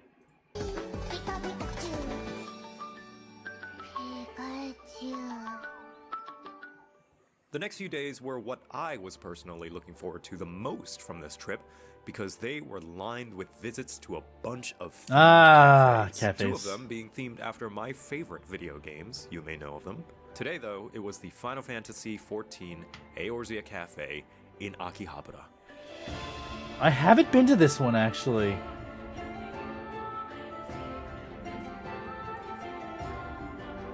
Funny enough, the very same building also had a Dragon Quest cafe and one more themed cafe that we were going to tomorrow. But what really made this special was that we had the collab cafe herself, Emi Richu, with us too. She had already been to this cafe before, but being a 14 player, I was ready to drop some sick lore onto her ignorant mind. The cafe itself was really cool. They had 14 music playing, which was always nice, and the walls were covered in various official art and props evoking the game. I ordered the Fire Dodo, which was basically a deep-fried chicken leg, and Hien's Big Blee acclaimed traditional cuisine of the Mole tribe. A bunch of sausages and some potato wedges in a cast iron. Yeah, those mole sausage. Echo and Emily each got a Fat Cat meat bun. Emily also ordered the Raktika Greatwood Ahilo. Essentially a small shrimp ceviche. Ceviche. And all three of us shared a faux hollow chocolate toast, as well as the guild soaring cheese potatoes. Some cheese fries arranged like one of the attacks from the boss fight from Shadowbringers. Yes. The food was okay. My personal favorite were the fries, but the real stars of the show were the drinks. Yeah, those look Each really one nice. themed after a different character, location, or job from As you would expect, in really some clever alcoholic, ways, too. some not. I got the Gunbreaker and Crystal Tower. Echo got the White Mage and Crystal Tower. Emily got the Samurai and Dragoon, and each one was super cool and unique in how they were themed around their namesake. The Crystal Tower, for example, had this rock candy pillar sticking out of the drink, just like the tower itself. The Gunbreaker had popping candies that you could throw into the drink, like how gunbreakers load cartridges into their gunblade. The White Mage had a cute little rose representing the blood lily you used to within your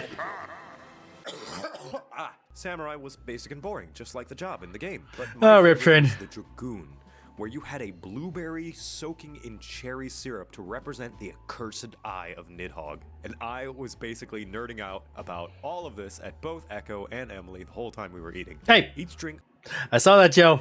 I saw that. nerding out about Wait for it. all Oh, of this whoops. at both Echo and Emily the whole time. Hang on. Joe. Why you gotta do... This wasn't even still in fashion anymore. Whatever. Eating. Each drink also came with some mystery coasters as well, which had extremely nice promotional art from the various characters, expansions, patches, and events. Oh, the Scion. Emily had already been to this cafe before, but it was real fun as a person who actually plays the game to be able to share how much thought and fan service went into all the dishes and drinks in order to elevate them beyond just being named after their subjects. If you want to see her review as a connoisseur of themed cafes, she actually did a video that included Eorzea Cafe, which you can find here in case you wanted to know her perspective as a general customer. As for me though, I am extremely biased due to being a big fan of the game, so I absolutely loved it. Even so, I think it's very clear that a lot of love, effort, and expertise went into making this, not just as a good cafe on its own, but as a good piece of 14 fan service as well. And after we finished eating, Echo and Emily fought in a great battle to the death on who would pay for the check. We ultimately came out on top due to our superior numbers. And then was time for the gift shop, which had all manner of great merchandise. There were Jobstone magnets and posters and plushies and all sorts of stuff. I grabbed a bunch of Jobstones for my friends and raid group. Shout out to the Glam Walkers. Thank you for being the coolest, most attractive bunch of players I could ever ask to raid with. But what really caught my eye were two beautiful lore books. The first and second edition of the Encyclopedia Eorzea. Volumes of information about the 14 world, including its history, cultures, down to minute details like each region's diet, and this stuff is like drugs to me, so I had to get them. It was only when I unwrapped and opened one later that day that I had realized the very stupid, no. and in hindsight, very obvious mistake that I had made. I had just bought a lore book of a Japanese game from a Japanese cafe in Japan. What language did I think it was going to be in? They sadly didn't do refunds, which Rip was Joe. fine, but it meant I had these massive books that I could not read because I'm stupid. I eventually gave them to my good friend Shenpai when we got home, but until then, I had two heavy, physical hardcover copies of Shame to lug halfway across the planet as a constant reminder of my hubris. Oh, Joe, After the no. cafe, though, we had a fun time exploring Akihabara, mostly playing at the arcades and spending a lot of change we had saved up Tycho! for the past couple of weeks.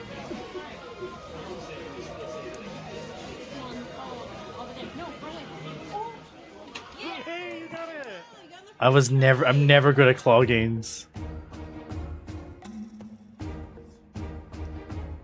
So, this day was a bit hectic, but it was the nature of reserving spots for themed cafes. You'll know what I mean soon. First up on the agenda was the Monster Hunter Cafe. Yeah, I've been to this In the one. very exact same building as the Final Fantasy one. And Emily was happy to join us for this one too. And Also, oh, wait. same building as the Final Fantasy one. And Emily was happy to Also, I like the weapon choice. I like that Joe drew them all with their weapon choices here. Joe, of course, being Mr. Sword and Shield. Echo looks like she's a hammer main, and Emmy's got the bow. Interesting. I'm a little sad none of them are gun lance. join us for this one too. And much as I love the Final Fantasy Cafe, and it was definitely impressive and kitted out, the Monster Hunter Cafe is No worries, the John. We're just chilling, absolute watching pinnacle along, of having what fun, you can talking do about with Japan. media. The venue was Yeah, this place bigger, was they had super more neat. I had a seating great space, time there here. were way more and larger decorations all over the place. Weapons and armor displayed everywhere. They even had a barbecue spit. Listen, I'm not saying the Final Fantasy Cafe wasn't a 5 out of 5. What I am saying is the Monster Hunter Cafe is a 6 out of 5. As for the food, Emily and I both ordered the Teostra Fire Mappo Chicken Katsudon, served with rice and curry. And I got what I believe to be mandatory for every hunter, the expertly cooked bone and meat. Yep, it's the well-done steak. So tasty! Echo got the smoked salmon carpaccio, which was themed as an Arzuros' favorite food. And the Yomogi's special bunny Oh god, the dongo. It's dongo. For drinks, I ordered the Mega Potion, which was a citrusy drink representing the main potion, with additional syrups you could mix in, possibly to stand in for the buffing potions like hot and cold drinks or armor skin from the game. I personally only really added in the blue syrup, which was blue syrup according to the menu. From what I read, Joe, actually, let me see. I think I looked it up a while ago.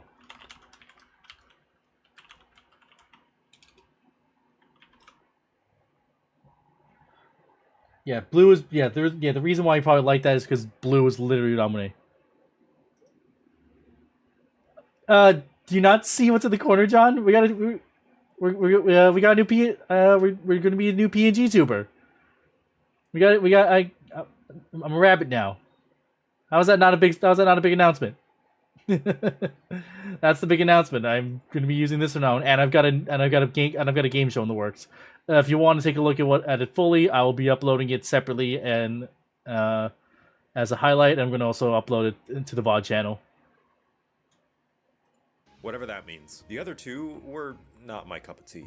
Emily got the Ray's Wing Ratha, which was a strawberry soda with cola popping. I think I got that on my one. I Blue don't syrup. think I did While actually. Echo No. had the Kagero Violet Tea, an iced tea with soda and violet syrup. I still had room for food, but withheld because we No had worries. plans to go No to another worries. cafe soon after this one. Why? I'll get to it. But Echo was ballsy enough to order a dessert because she has a sweet tooth that must be sated or else she'll explode. So she got the Kirin Lightning Strike Parfait. That looks really G, good, honestly. Which is the G rank version of a much smaller, inferior parfait, I presume. Funny enough, it had the exact same kind of rock candy that was used in the Crystal Tower drink from the Eorzea Cafe. Thusly, I conclude that the Crystal Tower is a massive Kirin horn and that one day Eorzea will face a very rude awakening when they find the ginormous horse buried under Mordona. Overall, this cafe was amazing, and I actually have a hard time deciding if I like it more than the Eorzea Cafe. I'm gonna be on. Like, so I went here. Funny story. I'm gonna share about this one, aka a story about me being stupid. Had a good time. Had some good meals. And one of the main things that you'll find in Japan is that there's usually not gonna be a wait staff to take away your plates or anything. A lot of times you'll either just if it's like a fast service restaurant, usually you'll just leave the stuff there and then just take your receipt to the counter to go pay. But or either that or you have to just wait your own table, and that was the case at this place. You have to just take your stuff. There's a shelf where you basically put all the dishes, and then the staff will come and eventually clear that out periodically to make sure that there's room. And me being stupid, I got a lot of my stuff on a big tray, so I decided to bring that tray over and put that into the shelf. But my drink cup was a tall and narrow one, kind of like it was a tall and narrow one. And to put it simply, when I was putting it in there, it tipped, it shattered, ice and glass went everywhere.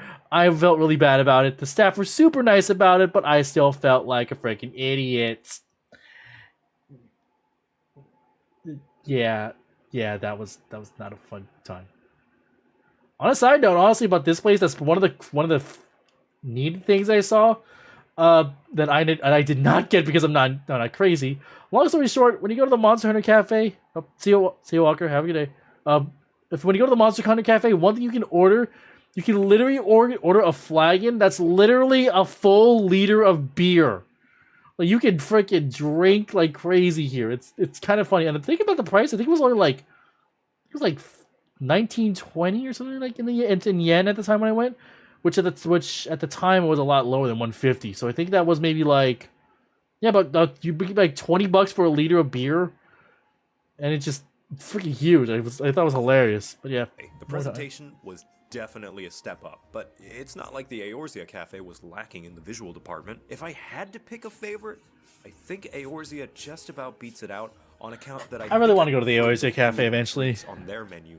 Oh, maybe I'll do it just on my a bit next more trip. than the Monster Hunter one. The steak was middling, and the chicken katsu, although good, I feel I could get chicken katsu like it anywhere. So why was I saving? Before we go to the next one, I will just say also real quick. It must have been because I went there during an off season and it was rainy as heck the day I went. But when I went to go to the Monster Hunter Cafe, I actually didn't do a reservation like it said they did. And honestly, I was able to literally just walk right in. I guess because they just had openings, and they were like, I walked in, I was like, oh, I'm sorry, I forgot to make a reservation. Like, is it okay if I go in? They're like, yeah, please come in. So I guess I either lucked out or it was just a really slow day. Honestly, given the time of year and the weather, I'm not surprised that it was pretty empty that it was going to be empty when I went. It was like it was like mid-February. It was early February. It was rainy. It was cold. So I guess people just didn't want to go out. So I got lucky enough to just do a walk-in. Maybe if I go during that same time of year for the next trip, I'll be able to just do a walk-in to Eorzea, because that one, holy crap, getting a reservation was tricky. Like and it was kind of similar to what you will soon see Joe and Echo went through here. Let's go back to the video. My appetite? Well, because an hour after our time at Monster Hunter was finished, we needed to get to the Kirby Cafe by the Sky Tree. Because that was literally the only time we were able to nab when reservations opened up. I remember staying up at 3 a.m. to help Echo book this thing, and having 2 or 3 of our selections immediately getting snatched up by someone before we finally got one. We tried to book a 3-person seat so Emily could be included, but every single 3-person It's pretty neat, slot although was you'd be booked literally going halfway around the world to go there, and basically, I mean I'm guessing. immediately. But it's pretty, Not it's to neat. mention, you have to include your name in Japanese. So Echo and I were frantically trying to translate our names so that we could type it out in katakana. It was probably the most stress our relationship has ever been under. Thankfully, we did secure the spot, but the only time slot we could safely grab was unfortunately only 2 hours after the Monster Hunter Cafe, and we weren't able to include Emily, who is very understanding and didn't mind. Thank you for your sacrifice so that we could enjoy Kirby. So off we went, walking fast, curb-bound to the subway. On the bright side, the trip had very few to no interruptions, and we actually managed to make it there early. We got a seat inside not too long after, and this place, although small, This one was does look pretty cute, very honestly. cute. At the front, we got to take pictures with a giant plate while wielding a giant fork and spoon next to Chef Kirby and Waddle Dee. And decorating the center of the cafe was Wispy Woods, the most beat-up Kirby boss of all time. My favorite part of the cafe was the atmosphere. Some jazzy Kirby tracks were being played all the while we were there.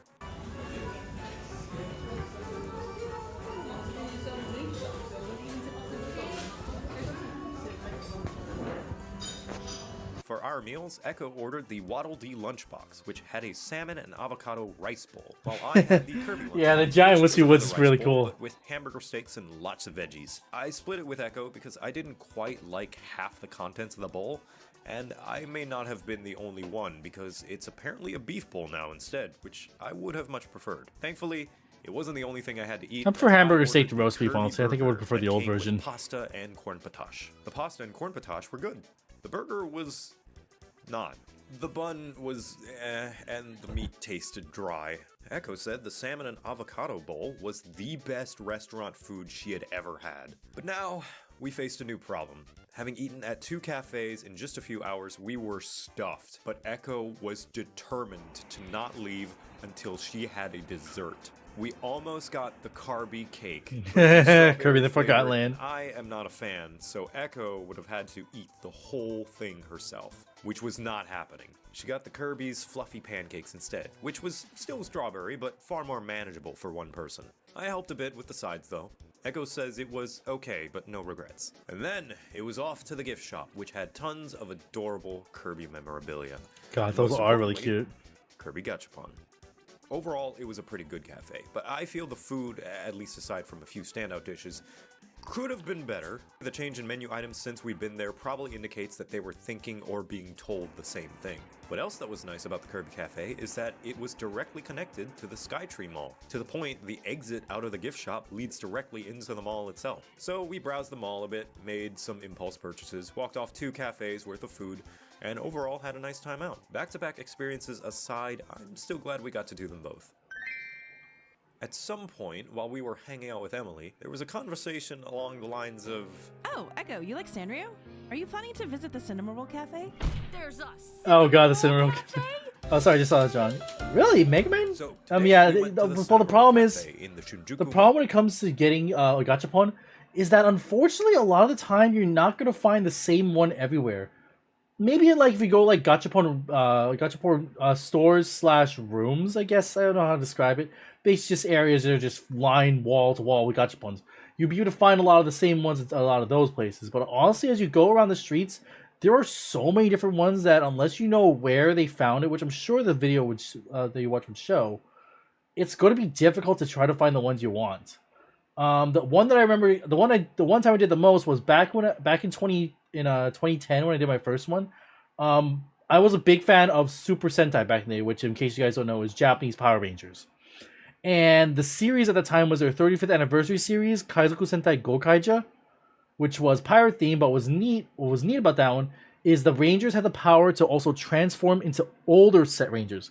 Now, I wasn't collecting a lot of stuff at the time, but my best friend was a massive fan and was collecting them like crazy. And the thing is, they're called Ranger keys.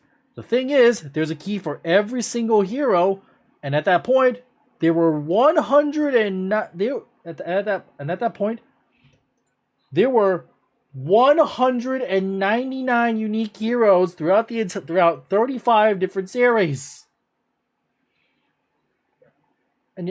And the thing is, like, and the thing is, I was determined to try to find as many as I could, and apparently they were selling them in the gachapon machine. So whenever I saw a Sentai gachapon machine, I would try to see if I could get a bunch of keys for them. The funny thing is, they all still worked in the MobileNet toy phone, and they would actually be accurate and be able to tell you which one it was. It was honestly really neat, and it's generally, if you got lucky and got some good rolls, you can get the full set for cheaper than you could buy like the full team sets in the stores. And yeah, I'm gonna be honest. Some Power Ranger sets, they just did their own thing and just used the footage. That was early on.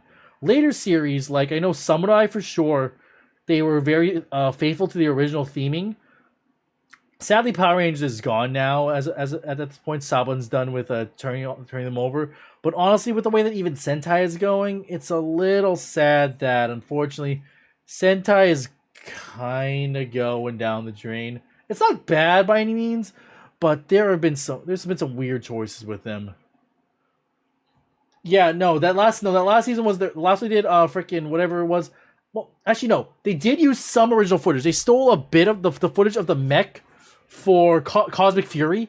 They stole the mech from Uchu Sentai Kyudanger. They used the mech from there, but they completely did their own original story. They didn't use any of the original story in that one, which in my opinion was sad because Kyudanger was pretty freaking peak. It was great, but they did not do anything with the story for that one. But other than that, yeah, Power Rangers. But yeah, Sentai is still growing strong. They're about to reach their 50th official team. Number 1 Sentai Goals Yuja. 50 teams over freaking 50 years of this. It's freaking awesome. Kamen Rider is going even longer. They're on 55. Yeah, let's keep going with the video. We're kind of running out of time a little bit, and there's still a lot of video to go. Fairly small, but not very packed, so we were able to get seating fairly quickly. Sitting all around the cafe were some cute little Cinnamoroll plushes, which gave me anxiety, considered there were some very stain-prone food around, and the boy's basically a canvas waiting to be painted on. The chopper cry. Spaghetti with meat sauce that was apparently a collaboration at the time with Totonu Konu, who is apparently a character from the manga Don't Call It a Mystery. I have no idea what the manga is about. I am only learning about this now as I am writing this script. Echo, meanwhile, got the blue curry in the sky, which was a pretty basic rice and curry dish with a few bits of meat thrown in. For drinks, I got some sort of blue drink, of which I cannot for the life of me find what it was called, but I remember it being okay. While Echo got this must That's drink, cute. the Vienne coffee. We also both got a dessert, since we didn't really have anywhere else to be that day, so might as well. I got a stack of pancakes, while Echo got a parfait. Basically, all the food at this cafe was really, really good, so props to the cooks. There was an adorable little corner merch store that had a load of roll-themed items, and I had to hold Echo back from grabbing just about everything off of the shelves. It was a humble little cafe. Hey, look how it is. If you're gonna go to Cinnamoroll Cafe, you can't include people. You can't not include Iron Mouse, the queen of Cinnamoroll. Nice enough to stop for food. Now, after we were done, though... Also, Slimesicle onto the table. I just realized. I forgot about that. Earlier that Oh, Echo was here. collecting the 100 yen coins each time we got change. It wasn't just to make some of our transactions a nice even amount, although we did do that sometimes, but more specifically, to save them all for one very important thing. What is my purpose? Gachapon. Let's go! This song's a freaking bop, by the way. Jeez. Today was our designated Gachapon day, where we would be spending pretty much all of our saved up change. About 20,000. Jesus Christ. Joe. My bro. Echo. My girl. $130 on just Gachapon. I don't think even I can do that. To be fair, I probably could do that when it comes to what I save the money for. I save it for arcade games. We'll talk. I'll gush about that in a minute, but let's just watch it. This is great. Yen's worth. Jesus Christ, $130, 20,000 yen. Half of the day was dedicated to feeding Gachapon machines and collecting their precious little toy poops. We were ecologists on the hunt, and our quarry was a wilderness of plastic. We bounced around both the Shinjuku Mall and the arcades in Akihabara, basically until there were. Yeah, look at this. Look at all the random silly stuff you We find. got loads of cute little things that will forever decorate our house and accessories.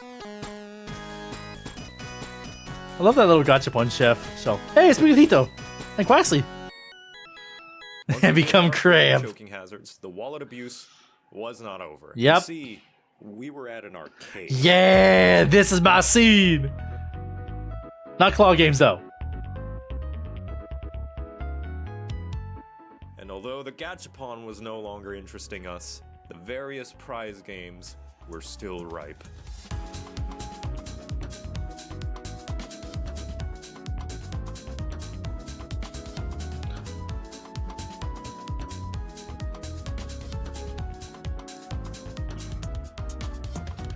And not to brag, but I was a master of crane games. On more than one occasion, I managed to first try prizes that were giving Echo tons of trouble. What can I say? I have magic fingers. Joe, if you ever do end up watching this video, gotta ask, was this a reference to Mr. Red, White, and Blue Core from Ace Attorney? If it was, you have very good taste, my friend. It was a good day, and makes me wish we had these kinds of arcades in America. I want this meat. It's such a cute meat. I saw a bunch of these new mini ones. Like, I never saw these for the longest time. I only saw them recently. I tried doing something, but I felt like these ones were a little bit more of a cheat. Than not cheap, but like it's not as strong. Oh, Oh, that's Oh. suggestive. Yes, I was gonna say that looks very sphincterous. dude, that was not. That was almost. Oh no, this part. Actually, no, he talked about it later. Oh. All throughout our trip, we often would stop by any restaurant we'd come by that looked interesting to get food. Unfortunately, sometimes that can be playing Russian roulette with your stomach. And because of this, at some point, I had unknowingly eaten something bad, and I got food poisoning, which laid me out for nearly the whole week. I would spend the following 4 days in bed, doing nothing but sleeping and occasionally messing up the bathroom. But not me. Echo This is my time. video now. Haha. BRB Kawahangi. I went to Daiso and I got a bunch of meds to try and help him feel better because there wasn't much I could do to heal him otherwise. So I decided to go out and have a girl day. That way he could just have the room to himself. I went to an IKEA and I got a hamper. I also went to Don Quixote, which is this huge superstore Don Quixote. where I got Don Quixote, freaking crazy stores every time. The main thing about that you'll notice if you ever go to Don Quixote, Jesus Christ, the aisles are cramped. It is honestly, it's kind of tough to go if you have a backpack because man, that place is cramped as hell. Like this art does not do it justice. You are literally like the aisles are usually like wide enough for like maybe like you and a half to go through. It's crazy how packed some of the Don Quixote places you can go are. And you can find everything: snack food, toiletries, pretty much anything you could ever think of at these places. It's pretty great. some really cool colored contacts, but then at one point my phone nearly died, so I had to hunt down a Hey, McDonald's with cool wait. colored contacts. But then at one Is that Camilla? I think that's Camilla. Pretty sure that's Camilla. I don't know. point my phone nearly died, so I had to hunt down a McDonald's specifically so I could charge it, because I know they have outlets and charging stations. Once I felt like my I was phone like, "Hey, was Ray charged Crown! enough that I It's could Ray use Ramirez my Jr. apps to get home, I made my way out to the train station. Girl DM and again. then halfway there, I realized that I forgot my bag, my contacts, and everything that I just bought at the McDonald's. So I took off running back to the McDonald's, desperately hoping that no one stole all of my stuff. It was all exactly where I left it. Should I explain what the Big Pooh is? Yeah, Japan is again super safe, super trusting. Like if you forget something in like a spot, odds are either A, it's gonna still be there when you get back as long as it's not that long, or B, if it's been a lot longer, it's might. Oh God, sorry, just drank some water, burping a bit too much. You're going to probably find it over at like a police station. They might bring it to a police station, like a lost and found. Very likely. Like Japan's freaking great. Is here? No. Okay. I also went out and I scouted the Big Pooh, also known as the Asahi Beer Hall, for some super secret plans I have later. Foreshadowing. So yeah, I was out of commission for 4 days. To the point Oy, we basically 4 had to days. cancel any plans we had for that week. Ah, rip. It happens. It can happen. Another day for me to rest. And although it did suck that I basically had to give up a couple of days of this vacation, we even had to cancel going to a ramen festival we had planned. What really sucked, on top of it all, was the weight loss. I've never really shared this part of myself publicly because it's kind of an insecurity of mine, but I've always had a hard time staying at a healthy weight. I used to be underweight fairly often as a kid, and although I'm doing a lot better now, I'm still a decent few pounds short of where I'd like to be. It doesn't help that my main job involves sitting at a computer for hours, and my main hobby involves sitting in front of a television for hours. And I just picked up another hobby that involves me sitting at a craft desk for hours. Oh, that's great. I sit around a lot. But since our trip began, I had been eating 3 to 4 meals a day regularly, walking everywhere, going up and down stairs all the time, carrying around all our prizes and souvenirs. I'm not saying it was a workout, trade-off. but it definitely put me on a healthier routine. and Also love the I little actually Mac. started to gain some healthy weight, which is why it was extra sad that while I was resting up, I could only stomach eating like 2 crackers for a given day, because anything else would have been too much for me. And so I had lost a lot of the weight that I had gained, which was kind of sad. Why not exercise at home? Yeah, it's never that easy, unfortunately. But I understand that that's what he's going for. Today I was feeling marginally better, but a bit under the weather still. We finally got Beef Bowl, which I am still Yoshinoya. surprised it took that long to find. Sakiya, there's a bunch of places. Considering I would tug at Echo Yeah, Sakiya. each time we passed I never by, really- asking I if never we really could been to Sakiya. I used to go please, Yoshinoya for this kind of stuff. Please. And I'm not kidding.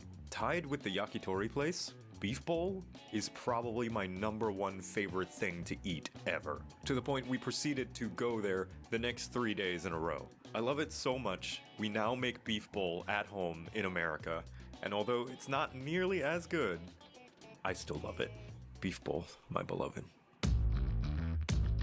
Yeah, Gyudon's pretty good. Since I was feeling almost back to 100%, we decided to celebrate. We would spend the day Jared! at arcade. This is my jam.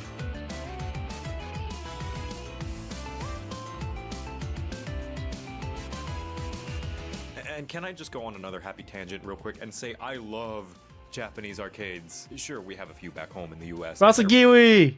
fine and all, but something about the fact so many of the ones in Japan have prizes attached? I don't know, I want more of them. Echo too, maybe even more so. It's kind of dangerous. We spent so much time and energy trying to get this one bunny suit Chika Fujiwara. We don't even watch or read Love is War. Echo just really wanted it and got so tantalizingly close. But we ultimately gave up when we had spent a collective 30 tries, which probably amounted to the same amount of money it would have cost just to buy Yeah, the probably. figure. But to Echo, it wasn't about the figure. It was never about the figure. It was about winning. God, that stick one is such a What I hard one to personally win. love about the arcades is they almost always had a taiko machine. Yeah, this is my And jam. I love taiko. I love rhythm games, but especially taiko. Something about having physical sticks to bang the drums. Plus, whoever's in charge of licensing the music for the game did a fantastic job because they have banger after banger after certified banger. They even got Klonoa tracks in there. That's how you know it's a good game.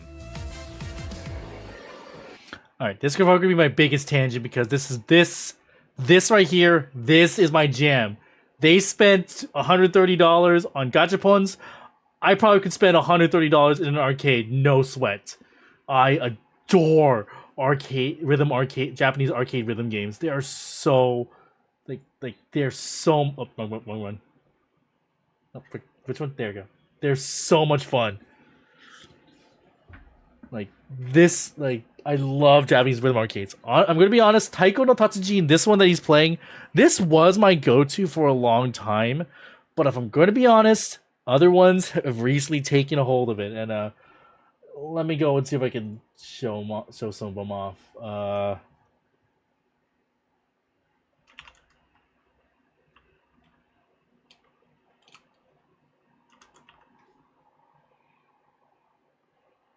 Let me just pull up, just get a bunch of a window with a bunch of them.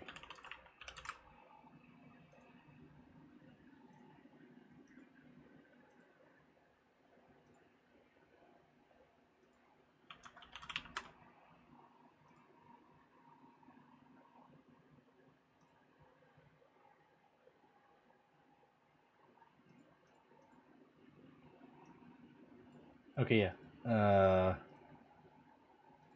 Bring this window over in front of the video. There we go. Yeah, so these are the 3 that I played the most these days. So this one is probably the one I play the absolute most.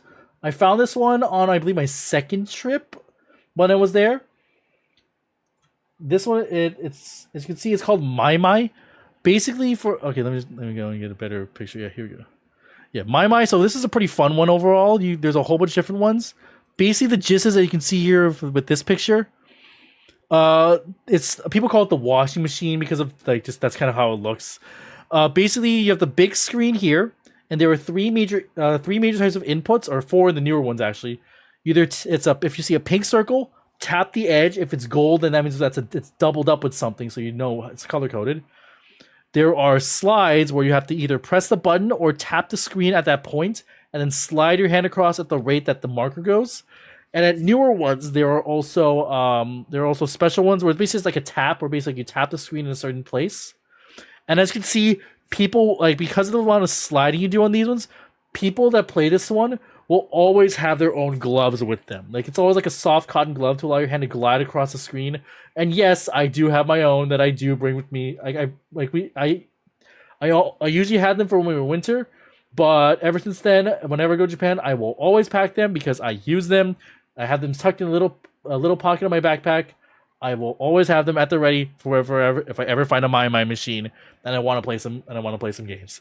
I love this one. And the best part honestly, the best thing about Japanese rhythm games, most of them at least, some of them aren't, but the ones I play like this one and a couple more we have up here to show, basically they let you play through, like it's 100 yen a game, which is cheap as hell, and they let you play through all 3 songs. Like in America, most of the arcade games, rhythm games like a DDR and the like the only ones we get here.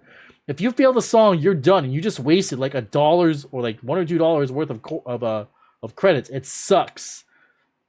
In Japan, though, with most of these machines, if you fail the song, you still get to play usually 2, I believe, and if you pass the 2, you get a 3rd one for free. So yeah, that's really cool. This is one I want to play a lot, and a recent one I discovered that I've heard about for a while, but I only got to try a couple trips ago. This one, it's called Chunidam. For this one, basically, here's a good picture. You have the long keyboard here. It'll show you what area of the thing you have to either tap, slide, and there are these sensors on the side here that you also have to raise or drop your hands down according to what's on the screen. This was pretty fun. The only thing I don't like about this one is because it's hard plastic, even while you're wearing gloves, which I always do, although a lot of people I see don't, your fingertips hurt after only half an hour of playing. It kind of sucks. But yeah, this one's really solid. But the recent one I found I absolutely have adored is this one, Ongeki. This is pretty cool. Basically, the shtick is, where's a better picture of what goes on with Ongeki? No, there's not a good picture of people. Oh my god, there's a home Ongeki station. Oh, I'm tempted. Here, there we go. Perfect. So basically, your main setup will be like this. One hand will be on the joystick in the middle. One hand will be on the buttons, which are red, green, and blue. You basically have these 3 units that you control in the middle. It's part shoot 'em up, part rhythm game. Basically, you have to just keep them on the track, and if a red, green, or blue comes, hit that one. There's holds. There are also a pink or a purple button, which if you look here, yeah, rhythm up. I like that. I really like that. That's a good one. I like that. There's also these buttons on the side, which you literally have to just smack your hand into. Honestly, a lot of places that I went to, they put like a sponge on here because some gamers really slam their hands into those buttons when it comes to hitting those buttons. But yeah, this one was super fun. That's a video. But yeah, this one's super fun. The only thing, but what's also kind of neat about it is you see like all the different characters that that you have in front of you. But the characters. This is the thing about this. Yeah, there's a second thing because you know what this game also is? This is also a gacha game. You literally can pay real money into the kiosk on the right to get character cards that you can then scan for the game in order to level up and basically get different abilities to try and beat harder songs. I did not spend any money on those. I just used the trial characters. But good lord, if this were ever around, I don't know how I'd spend. I already spent enough in Genshin Impact. This would be scary for me to have too close by. But yeah, these three I'd say Mai Mai, Chunilum, Ongeki, and then of course Taiko are probably in my opinion the four main rhythm games I play whenever I go to Japan. There are a couple other side ones I've tried, Poppin' Music, Beatmania. Last year I found this really big arcade that had like literally an entire basement floor dedicated to rhythm games. It was awesome. They had some old stuff there. Old and new. They had that poppin' music. They had Guitar Freaks, which is like the originator of Guitar Hero. They had the newest DDR machines. It was great. But yeah, all right, we're wasting a lot of time. There's still how long? There's like 15 minutes left in the video. And we're still not even done. Let's keep going. Yay! Yeah, long story short, I love our rhythm games. Oh, this is an important part. I feel important to mention. I've been talking positively about Mai and Echo's experiences so far, because it was positive. But make no mistake, we have no delusions that Japan is some perfect paradise. Like any country, it has its own social, economic, and political issues. Its work culture, its rocky history with women and LGBT people, the state of its economy, and that these are problems that Japanese people are entirely aware of as well. I'm not bringing anything new to the table here. I personally don't feel informed or qualified enough to speak on them, as I'm just a foreigner. I am by no means trying to romanticize Japan. I'm also not trying to say that America is that much better either. We got our own problems, and some of this is the pot calling the kettle black. I lived the first 11 years of my life in an Asian country. I know firsthand what differences in culture a few thousand miles of land can be. We just wanted to enjoy that freshness of a different culture for a bit before returning to our normal lives. Not trying to say anything more than that. But I just wanted to mention that somewhere in here, in case people got the wrong idea that this video is Japan good, America bad. I am glad that he did touch on that, honestly. I'm not going to, again, just like him, I'm a foreigner from another country.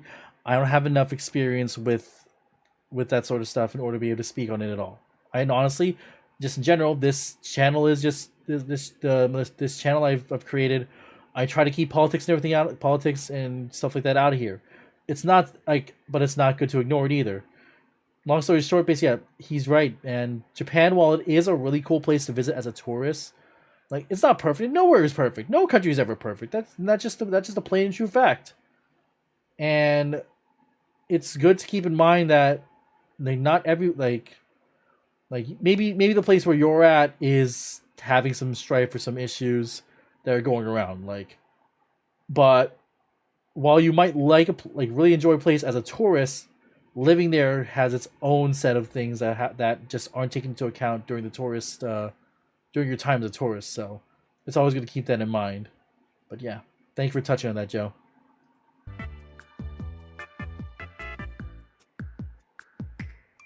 Today was a very special day for Echo because we were finally going to Sakaido, which oh is god, the pink Warhammer stationery store, where I had to hunt her down several times because she kept escaping to look at another random part of the store. And who could blame her? This place was full of so many tempting supplies to grab. Hell, I haven't touched anything traditional in years, and I still fell victim to the allure of shiny new art supplies. And so I grabbed some cute little stamps, sketchbooks, and even had a few reference books for poses and outfit designs.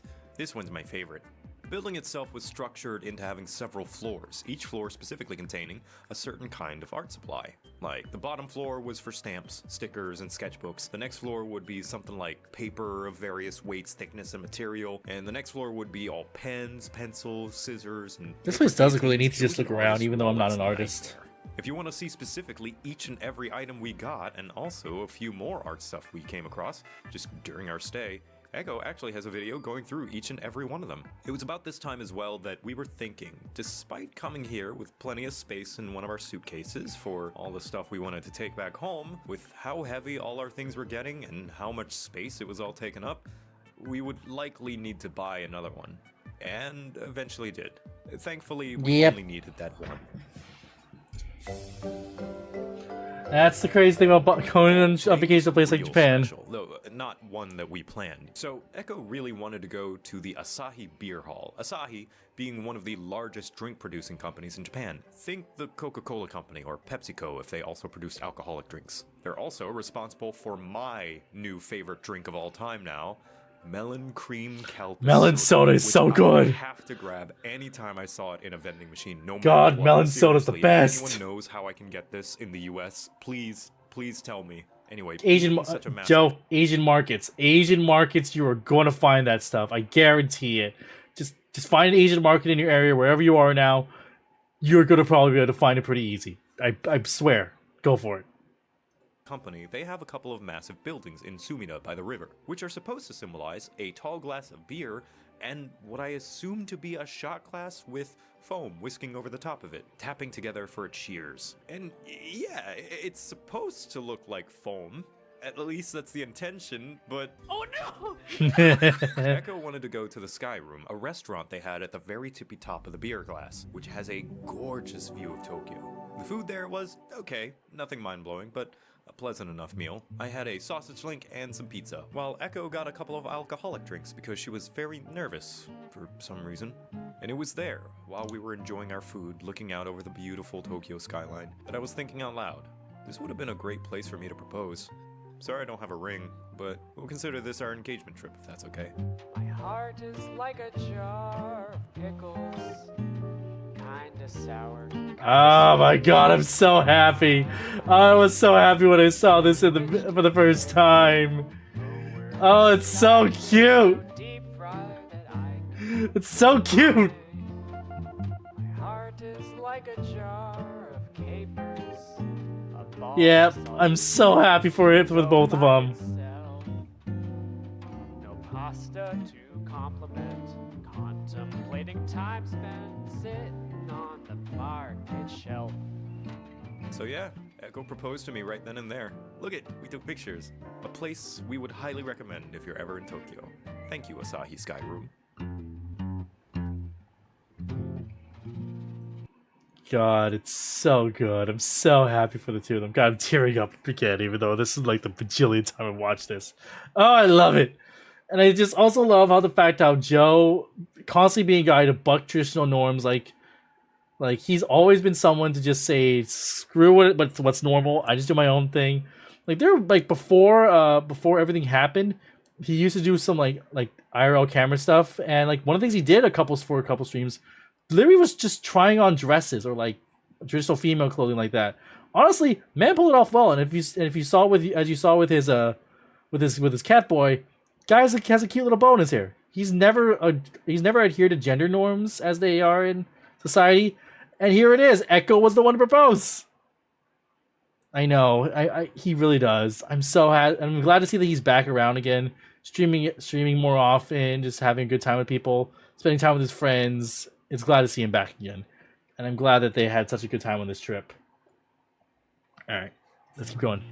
We're almost there. We wandered the city a bit more, and when we were hungry again, decided to stop by a ramen place at the recommendation of my best friend, buddy, pal, friendo, Shenpai. Hey, look at that, you're in the video 2 times in a row. Shen, what's up? It was called Ichiran, and it was located in Shibuya, the big city. It was quite a long line when we got there too, but when you go in, they assign you a seat along this lineup, where each person has their own little space to eat ramen. And in the center is where they took your order to prep food. They give you a little paper menu where you get to pick your noodle size, firmness, how much broth you want, the concentration of the broth, how many contents of food you want in it, the works. And I know I've said this a lot for a lot of the food here in Japan, but this is the best noodle dish I have ever eaten in my life. Thank you so much, Shen, for recommending this place. Echo and I were lamenting on the verge of tears, recalling this part to write for the video, because the noodles were just that good. Alright. Hot take. Really hot take here. Please don't kill me. Honestly, I feel like ramen in Japan is a little bit overrated. Don't get me wrong, it's freaking delicious. It's great. And if it's your first time there, find a place to go. And although I'm going to be honest as well, Ichiran it's good, but it's a chain. You're better off trying to find a little like a tiny little hole in the wall ramen place, and you're probably going to get even better ramen than you would at Ichiran. Like legitimately, like the whole as you said earlier in the video with like mom and pop restaurants, like the izakaya place they went to, and Tonsho like I went to. you're gonna find some damn good stuff that you're gonna go to that isn't like the main run stuff. Right, but honestly, in the long run, when it comes to noodle dishes, Japanese ramen, while good, is a solid like high B at best. I'd rather have stuff like yakisoba, curry udon, just udon over ramen in general. But there are other noodle things I would much rather personally have than ramen. But I ain't gonna say no to it. Of course not. Why would I? Also on the side one in terms of dashi, the broth. Also, tonkotsu is overrated. Miso broth for the win. Speaking of food, today Echo wanted to go to a very specific onigiri place called Onigiri Bongo in Toshima, which was a bit out of the ways from where we were staying, but Echo insisted we had to go. It's And she wasn't the not only too bad. one, An hour because out by when we got train. There was a hefty line to get in. Like, we thought the ramen place was long. This was long. This place had a What was the guy with the big reputation as hat? probably the best onigiri place around. And you could tell because Also we Connor. got there at around early evening time, and by the time we finally made it in, the sun was gone. And credit to them, the rice balls were absolutely delicious. Was it worth waiting several hours? Echo thinks so. She sure does. She says it was worth it. That's what Echo says. I'm not saying they weren't Cute. delicious. Probably the best onigiri I have ever had. Would I be willing to wait the 2 to 3 hours again? We'll be ordering online next time. I found a really cool onigiri shop when I went there in my trip. The Too. final It was special great. planned event for our trip, the Ghibli Museum, which we weren't. Oh, able to I'm get gonna any gush photos about this for part, because too. They had a no-camera policy once you were inside the building. We were able to take some of the outside, which still looked beautiful, what with all the greenery and overgrowth around the building. If you don't know, Oh, trust me, Ghibli, Japan is known for waiting for lines. Oh, overgrowth around the trust building. me, John. Japan is known for having long lines and then people that are very, very willing to wait in them. Trust me. Anyway, this is... If you don't know Studio Ghibli, yes, you do. Shut up, liar. I love that bit. Various rooms and displays of the process the studio goes through to make their films, including entire albums of concept art, individual frames of animations, and even Yeah, people who recreations broke of the Hayao rules. Miyazaki's office. The whole building was laid out like a cozy building from one of their films. Very whimsical. Yeah, very basically. colorful, Oh, hey, very red and blue dense with of detail and OSP. color. And plenty of activities for kids too, including a fluffy cat bus play place, which Hey, Brett kind Ultimus. of envious. I kind of wish that I could go into, Small. but it's too big. Sad cat. It was for kids, so we just kind of watched them have fun. There was a section of the museum all about the illusion of animation itself. Give me a second. I'll tell you more about something better. Dioramas, old film machines, just a bunch of cool old tech that would have been used to make animations before the streamlining of digital media came along. And at the very back of the building, they even had a theater for attendees to watch a cute little short film about two children, a human and a rabbit, and their rivalry over a playground area. This is gonna sound cheesy, but that Oh, is my such favorite a movie. Ghibli This is my vibe, favorite the one. Atmosphere, the feeling of whimsy and nostalgia and childhood wonder was just about everywhere in the building. And that includes the cafe outside as well. Yep, the Ghibli Museum has its own themed cafe, the Straw Hat Cafe, which was...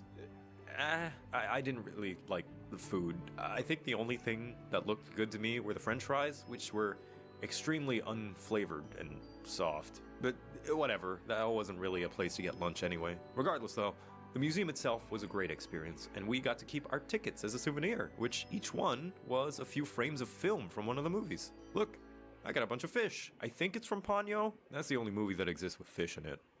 I'm pretty sure that was Ponyo. But no, yeah. So, again, another long tangent. We're nearing where we normally end, but that's okay. I expected this one to go a little long. The Ghibli Museum is pretty neat. I went there when I was really little. I kind of want to see if we can go again, honestly. Maybe I'll appreciate it more as an adult.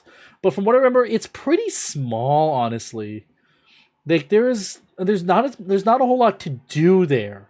There's a lot of really cool stuff to look at for sure. And probably the best part about it, in my opinion, was that one of the set pieces that you could go to while you were there was basically a large courtyard that was based around the courtyard from Sophie's from the hat shop in Howl's Moving Castle.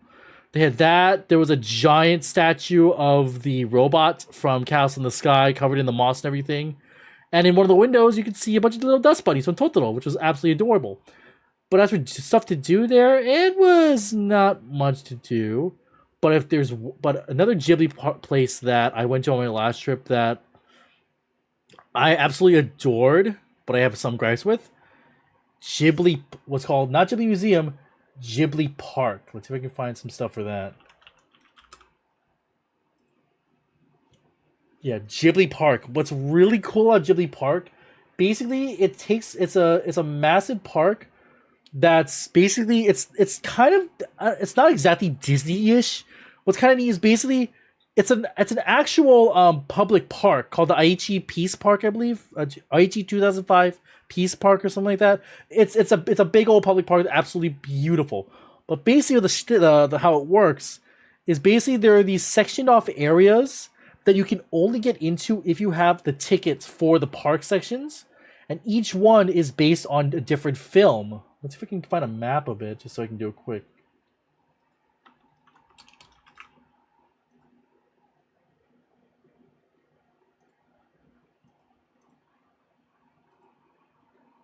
Yeah, that'll do. So yeah, this is like the layout of the park. The layout of the park here. If you look, so yeah, basically like you come in over here at the parking at the entrance. This is the tower in, and there are 5 major areas based on different 4 of them based on film, based on different parts of the film. Up here is Dondoko Mori, Dondoko Forest, which is basically Totoro plus Nausicaa Valley of the Wind, I believe. No, Totoro and just mainly Totoro. You have the Valley of the Witches here, which is based off of Kiki's Delivery Service and Howl's Moving Castle. That's the best one. You have Mononoke Village, which is, as it says, based on Princess Mononoke and Nausicaa Valley of the Wind. And you have what was this one called? Children's Hill or something, based on The Cat Returns, and its prequel movie. I forgot what it was called. And then of course there's also the Ghibli Grand Warehouse. This is the big one that has basically like all the shopping and stuff with it. But basically, yeah, it's a big old park with a whole bunch of cool stuff to do. Basically, when you and honestly, I 100% suggest anyone go here. Again, it's in Nagoya. That central area between Tokyo and Kyoto. But the only negative I have of it is getting the ticket for the park was hell in a handbasket. Like, good lord. So how it works basically is tickets for the park go up monthly, 2 months in advance on a specific day at a specific time. There are 2 types of tickets you can get as a tourist: the basic ticket and the special ticket. The basic ticket allows you entrance to each of the 5 areas once throughout your day, with your entrance to the Grand Warehouse being a timed slot. The other ones you can go whenever you want in the day, but you can only go once. But the Grand Warehouse, you have to go at the specific time you signed up for, which will be on your ticket, which will be usually on your phone. What's cool about the here is there are a ton of really awesome photo spots. And John, as you were saying, you want to touch the bus there at Ghibli Museum. There's a kid-sized cat bus. At Ghibli Park, there's a full-size cat bus. Let me see if we can Can I get a picture of it? Yep, there it is. Yeah, full adult-sized cat bus that you can literally go inside of and take pictures on. It's awesome. I love this thing. Also, yeah, what's cute is to get from the main section of the park up to Dondoko Forest, you get to ride in this cute little cat bus people mover. It's so fun. It's so cute. But yeah, but getting the tickets for this place was hell in a handbasket. They only go up at a certain time. And basically, like, when I was trying to get my ticket, and I heard it was tough, but I didn't expect it to be this tough. When I heard about the ticket, I wanted to try to get the special ticket. It's not that much more, and basically what the special ticket allows you to do is within each of these areas, there's also like a special, there's like special areas that you can only go if you have the special ticket. The main ones that that were there, I remember, was at Dondoko Forest. You could get to go to like a model, a remake of Satsuki and Mei's house from Totoro. in Valley of the Witches. You could go into either this also no this yeah this sorry it's a House of Castle and Kiki's. You get to go to either Kiki's house from Kiki's livery service or the castle from Howl's Moving Castle in let me see if I can or you get to go into this. Look at this thing. Oh, it's so cool. You get to actually go inside and do stuff inside of it. You see there's an entrance here, but you need the special ticket to do so. And they have a limited number of tickets for both types. I had to work that day, so thankfully I had my mom help me. She was waiting for the website, trying to get on for it. She got on about, I'd say, 10 minutes late after the tickets went up. 4,000 people ahead of her in line. 4,000. So, needless to say, I did not get the special ticket, unfortunately. She tried, nothing, no problem. I luckily was able to get home after work, and I was able to nab a standard ticket in time, but literally by the next day, they were almost all gone. It was crazy how fast the tickets go for a place like this. Understandable seeing it's Ghibli, I get it. But good lord. And I will say, the park is still, I'd say 99.9 to 100% worth it if you get a standard ticket. I loved it here. I will gladly go back again. Especially if I can bring other people with me. But next time, I will be gunning to get that special ticket because I want to see some of these places. Even though I might not be able to get pictures of it, I want to see them. The Grand Warehouse, though, you don't need I don't think you need a special ticket for anything in there. You just get to go and check out the area and look around the place, and then when you're ready to go to the gift shop, and it leads right out. Really nice place, honestly. But no, yeah, Ghibli Park, in my opinion, is very much worth it. Joe, if you are going to watch this later, try this, and you are planning to go back to Japan with Echo. Try to see if you can go here, John. Get 100%. The yen is really good right now. I don't know how it is compared to I don't know what you guys use in Germany, whatever. I'm not sure. Compared to your guys' value. What? Let me take a look. Okay, use the euro. It is.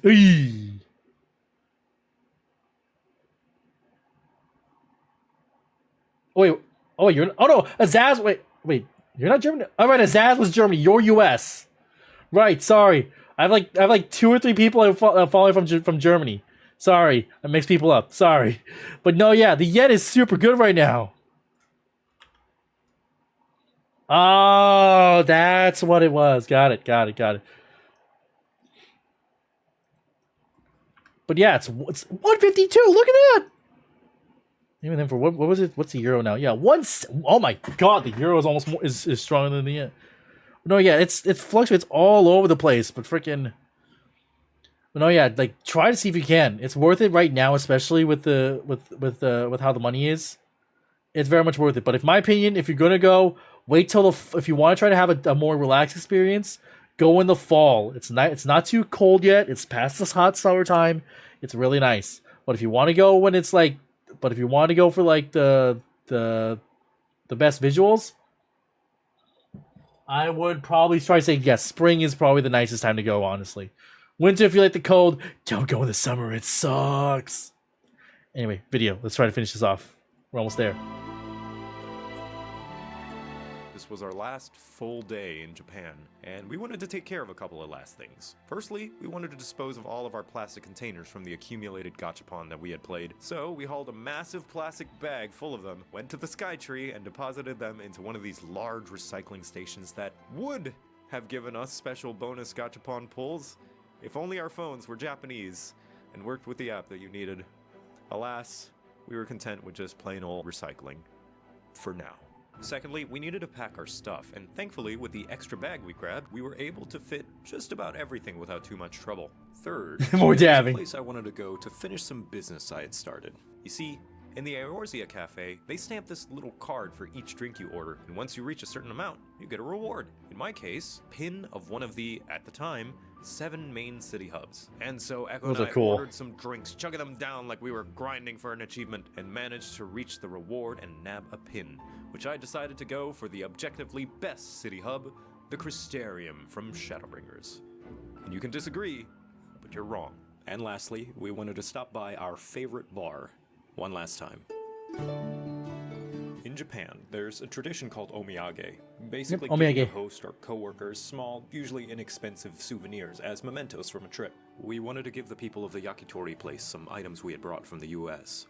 An American dollar, some ranch, and scented candles from Louisiana. We actually brought quite a few things for this tradition, mostly for the place we were staying at, but this yakitori restaurant left such an impact on us, we thought it necessary to give our thanks there as well.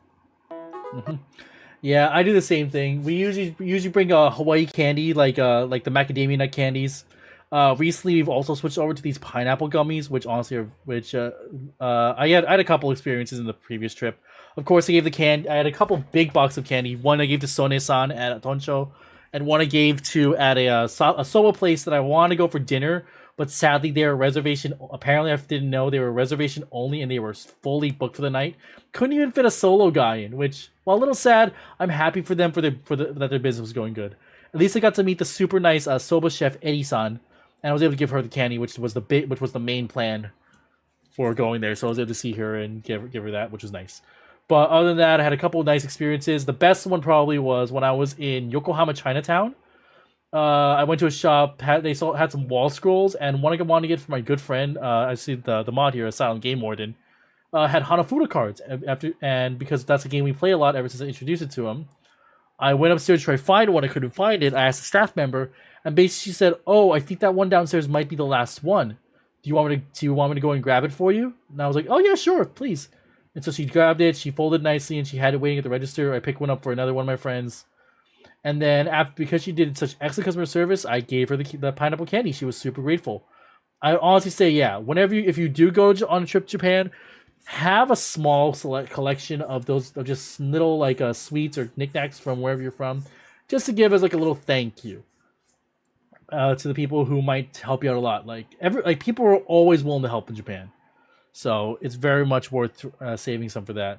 Also, as a side note, them doing the thing for the extra bag, the one thing that my family always does, we don't go to Japan very often. Maybe like once every 2, maybe 3 years. Just whenever either we have someplace we want to go, we're celebrating something or whatever.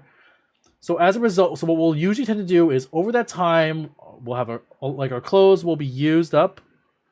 20 pounds of cheese. Yeah, probably not. But what we do is that whenever we go, we'll pick out clothing that, while not super ratty, are definitely starting to get to that point. There's still stuff we would wear in public, no problem, but they're definitely they're definitely starting to go towards their last legs. And basically, we'll as the trip goes on, we'll literally be throwing away the clothes that we bring with us. The only stuff we'll bring our shirts, underwear, and socks are usually of that type. Like socks have holes in it. Underwear, maybe the elastic's starting to wear out. Shirts are starting to get really faded. Those are ones that we'll just get rid of by the end of the trip. We'll usually pack for about half the trip, a little extra. Most hotels have laundry services, so you can wash your stuff there. We'll wash the clothes at a halfway point. And then from then on, every day, we'll basically plan out and throw away a shirt or throw away some of it. Usually the underwear and the socks will go one days. Shirts might be worn twice before they're thrown away. We'll Febreze them or whatever. And then that way, all that room that we have with clothing is now suddenly free for us to fit more stuff. Weights, we have extra weight, we have extra space. It works out fantastically. Although sometimes it still isn't enough in the case of where my auntie always needs, she's thankful whenever I come along because she's always like, "Oh, hey, cool, you don't buy that much. I have an extra bag to put all of my stuff now." I don't mind, it's hilarious. But yeah, it's pretty good. Yes, Alpha and Jaden.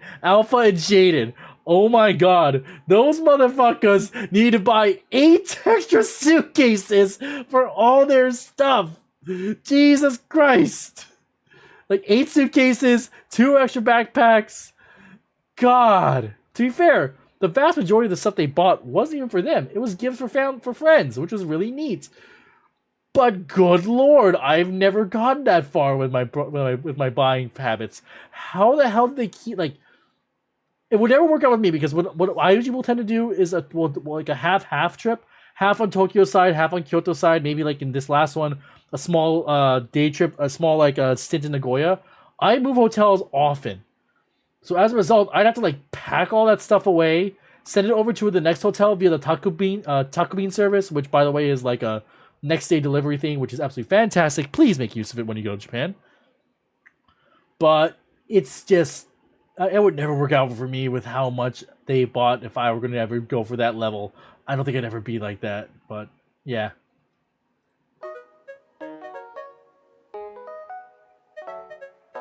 It was time to go home, and as such, we had to do something we never had to do the entirety of our trip. We had to get in a car.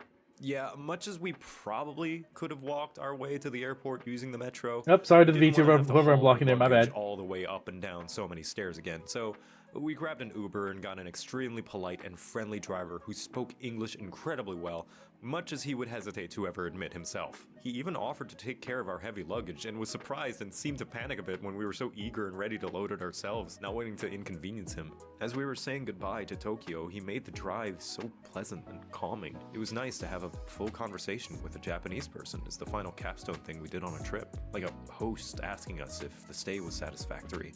I'll never forget how happy he was to hear that we had a good time staying in Tokyo. For the second time this trip, a The middle-aged shopkeeper's down there Japanese behind man me. single-handedly repaired my house, solved my finances, and rebooted my favorite franchise. I love him. He dropped us off at the airport and was kind enough to even load our luggage onto some trolleys, which was a surprise to us. Geez, these are so convenient. Why don't we ever use the airport trolleys back home? We checked our You'll bags, see why. hustled through security, waited in a building with a very yonic ceiling, and then we flew back. That was it. We said goodbye to Japan. It was a good trip. I look forward to going back someday soon.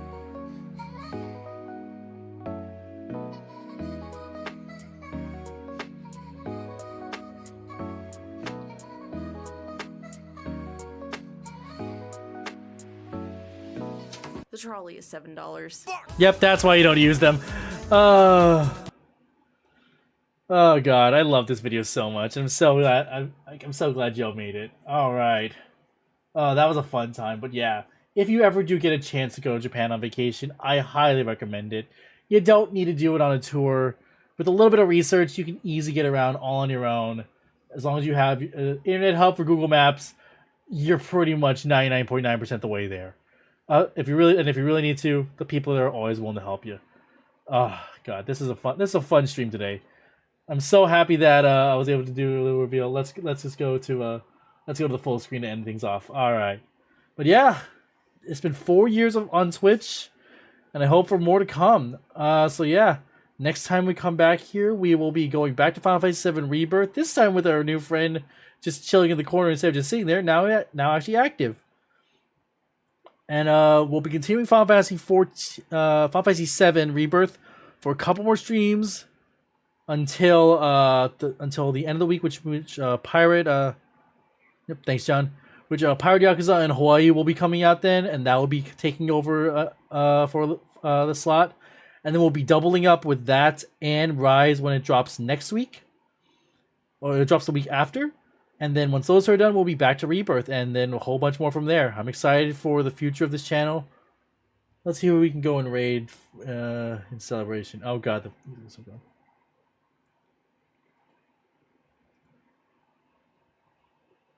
got it.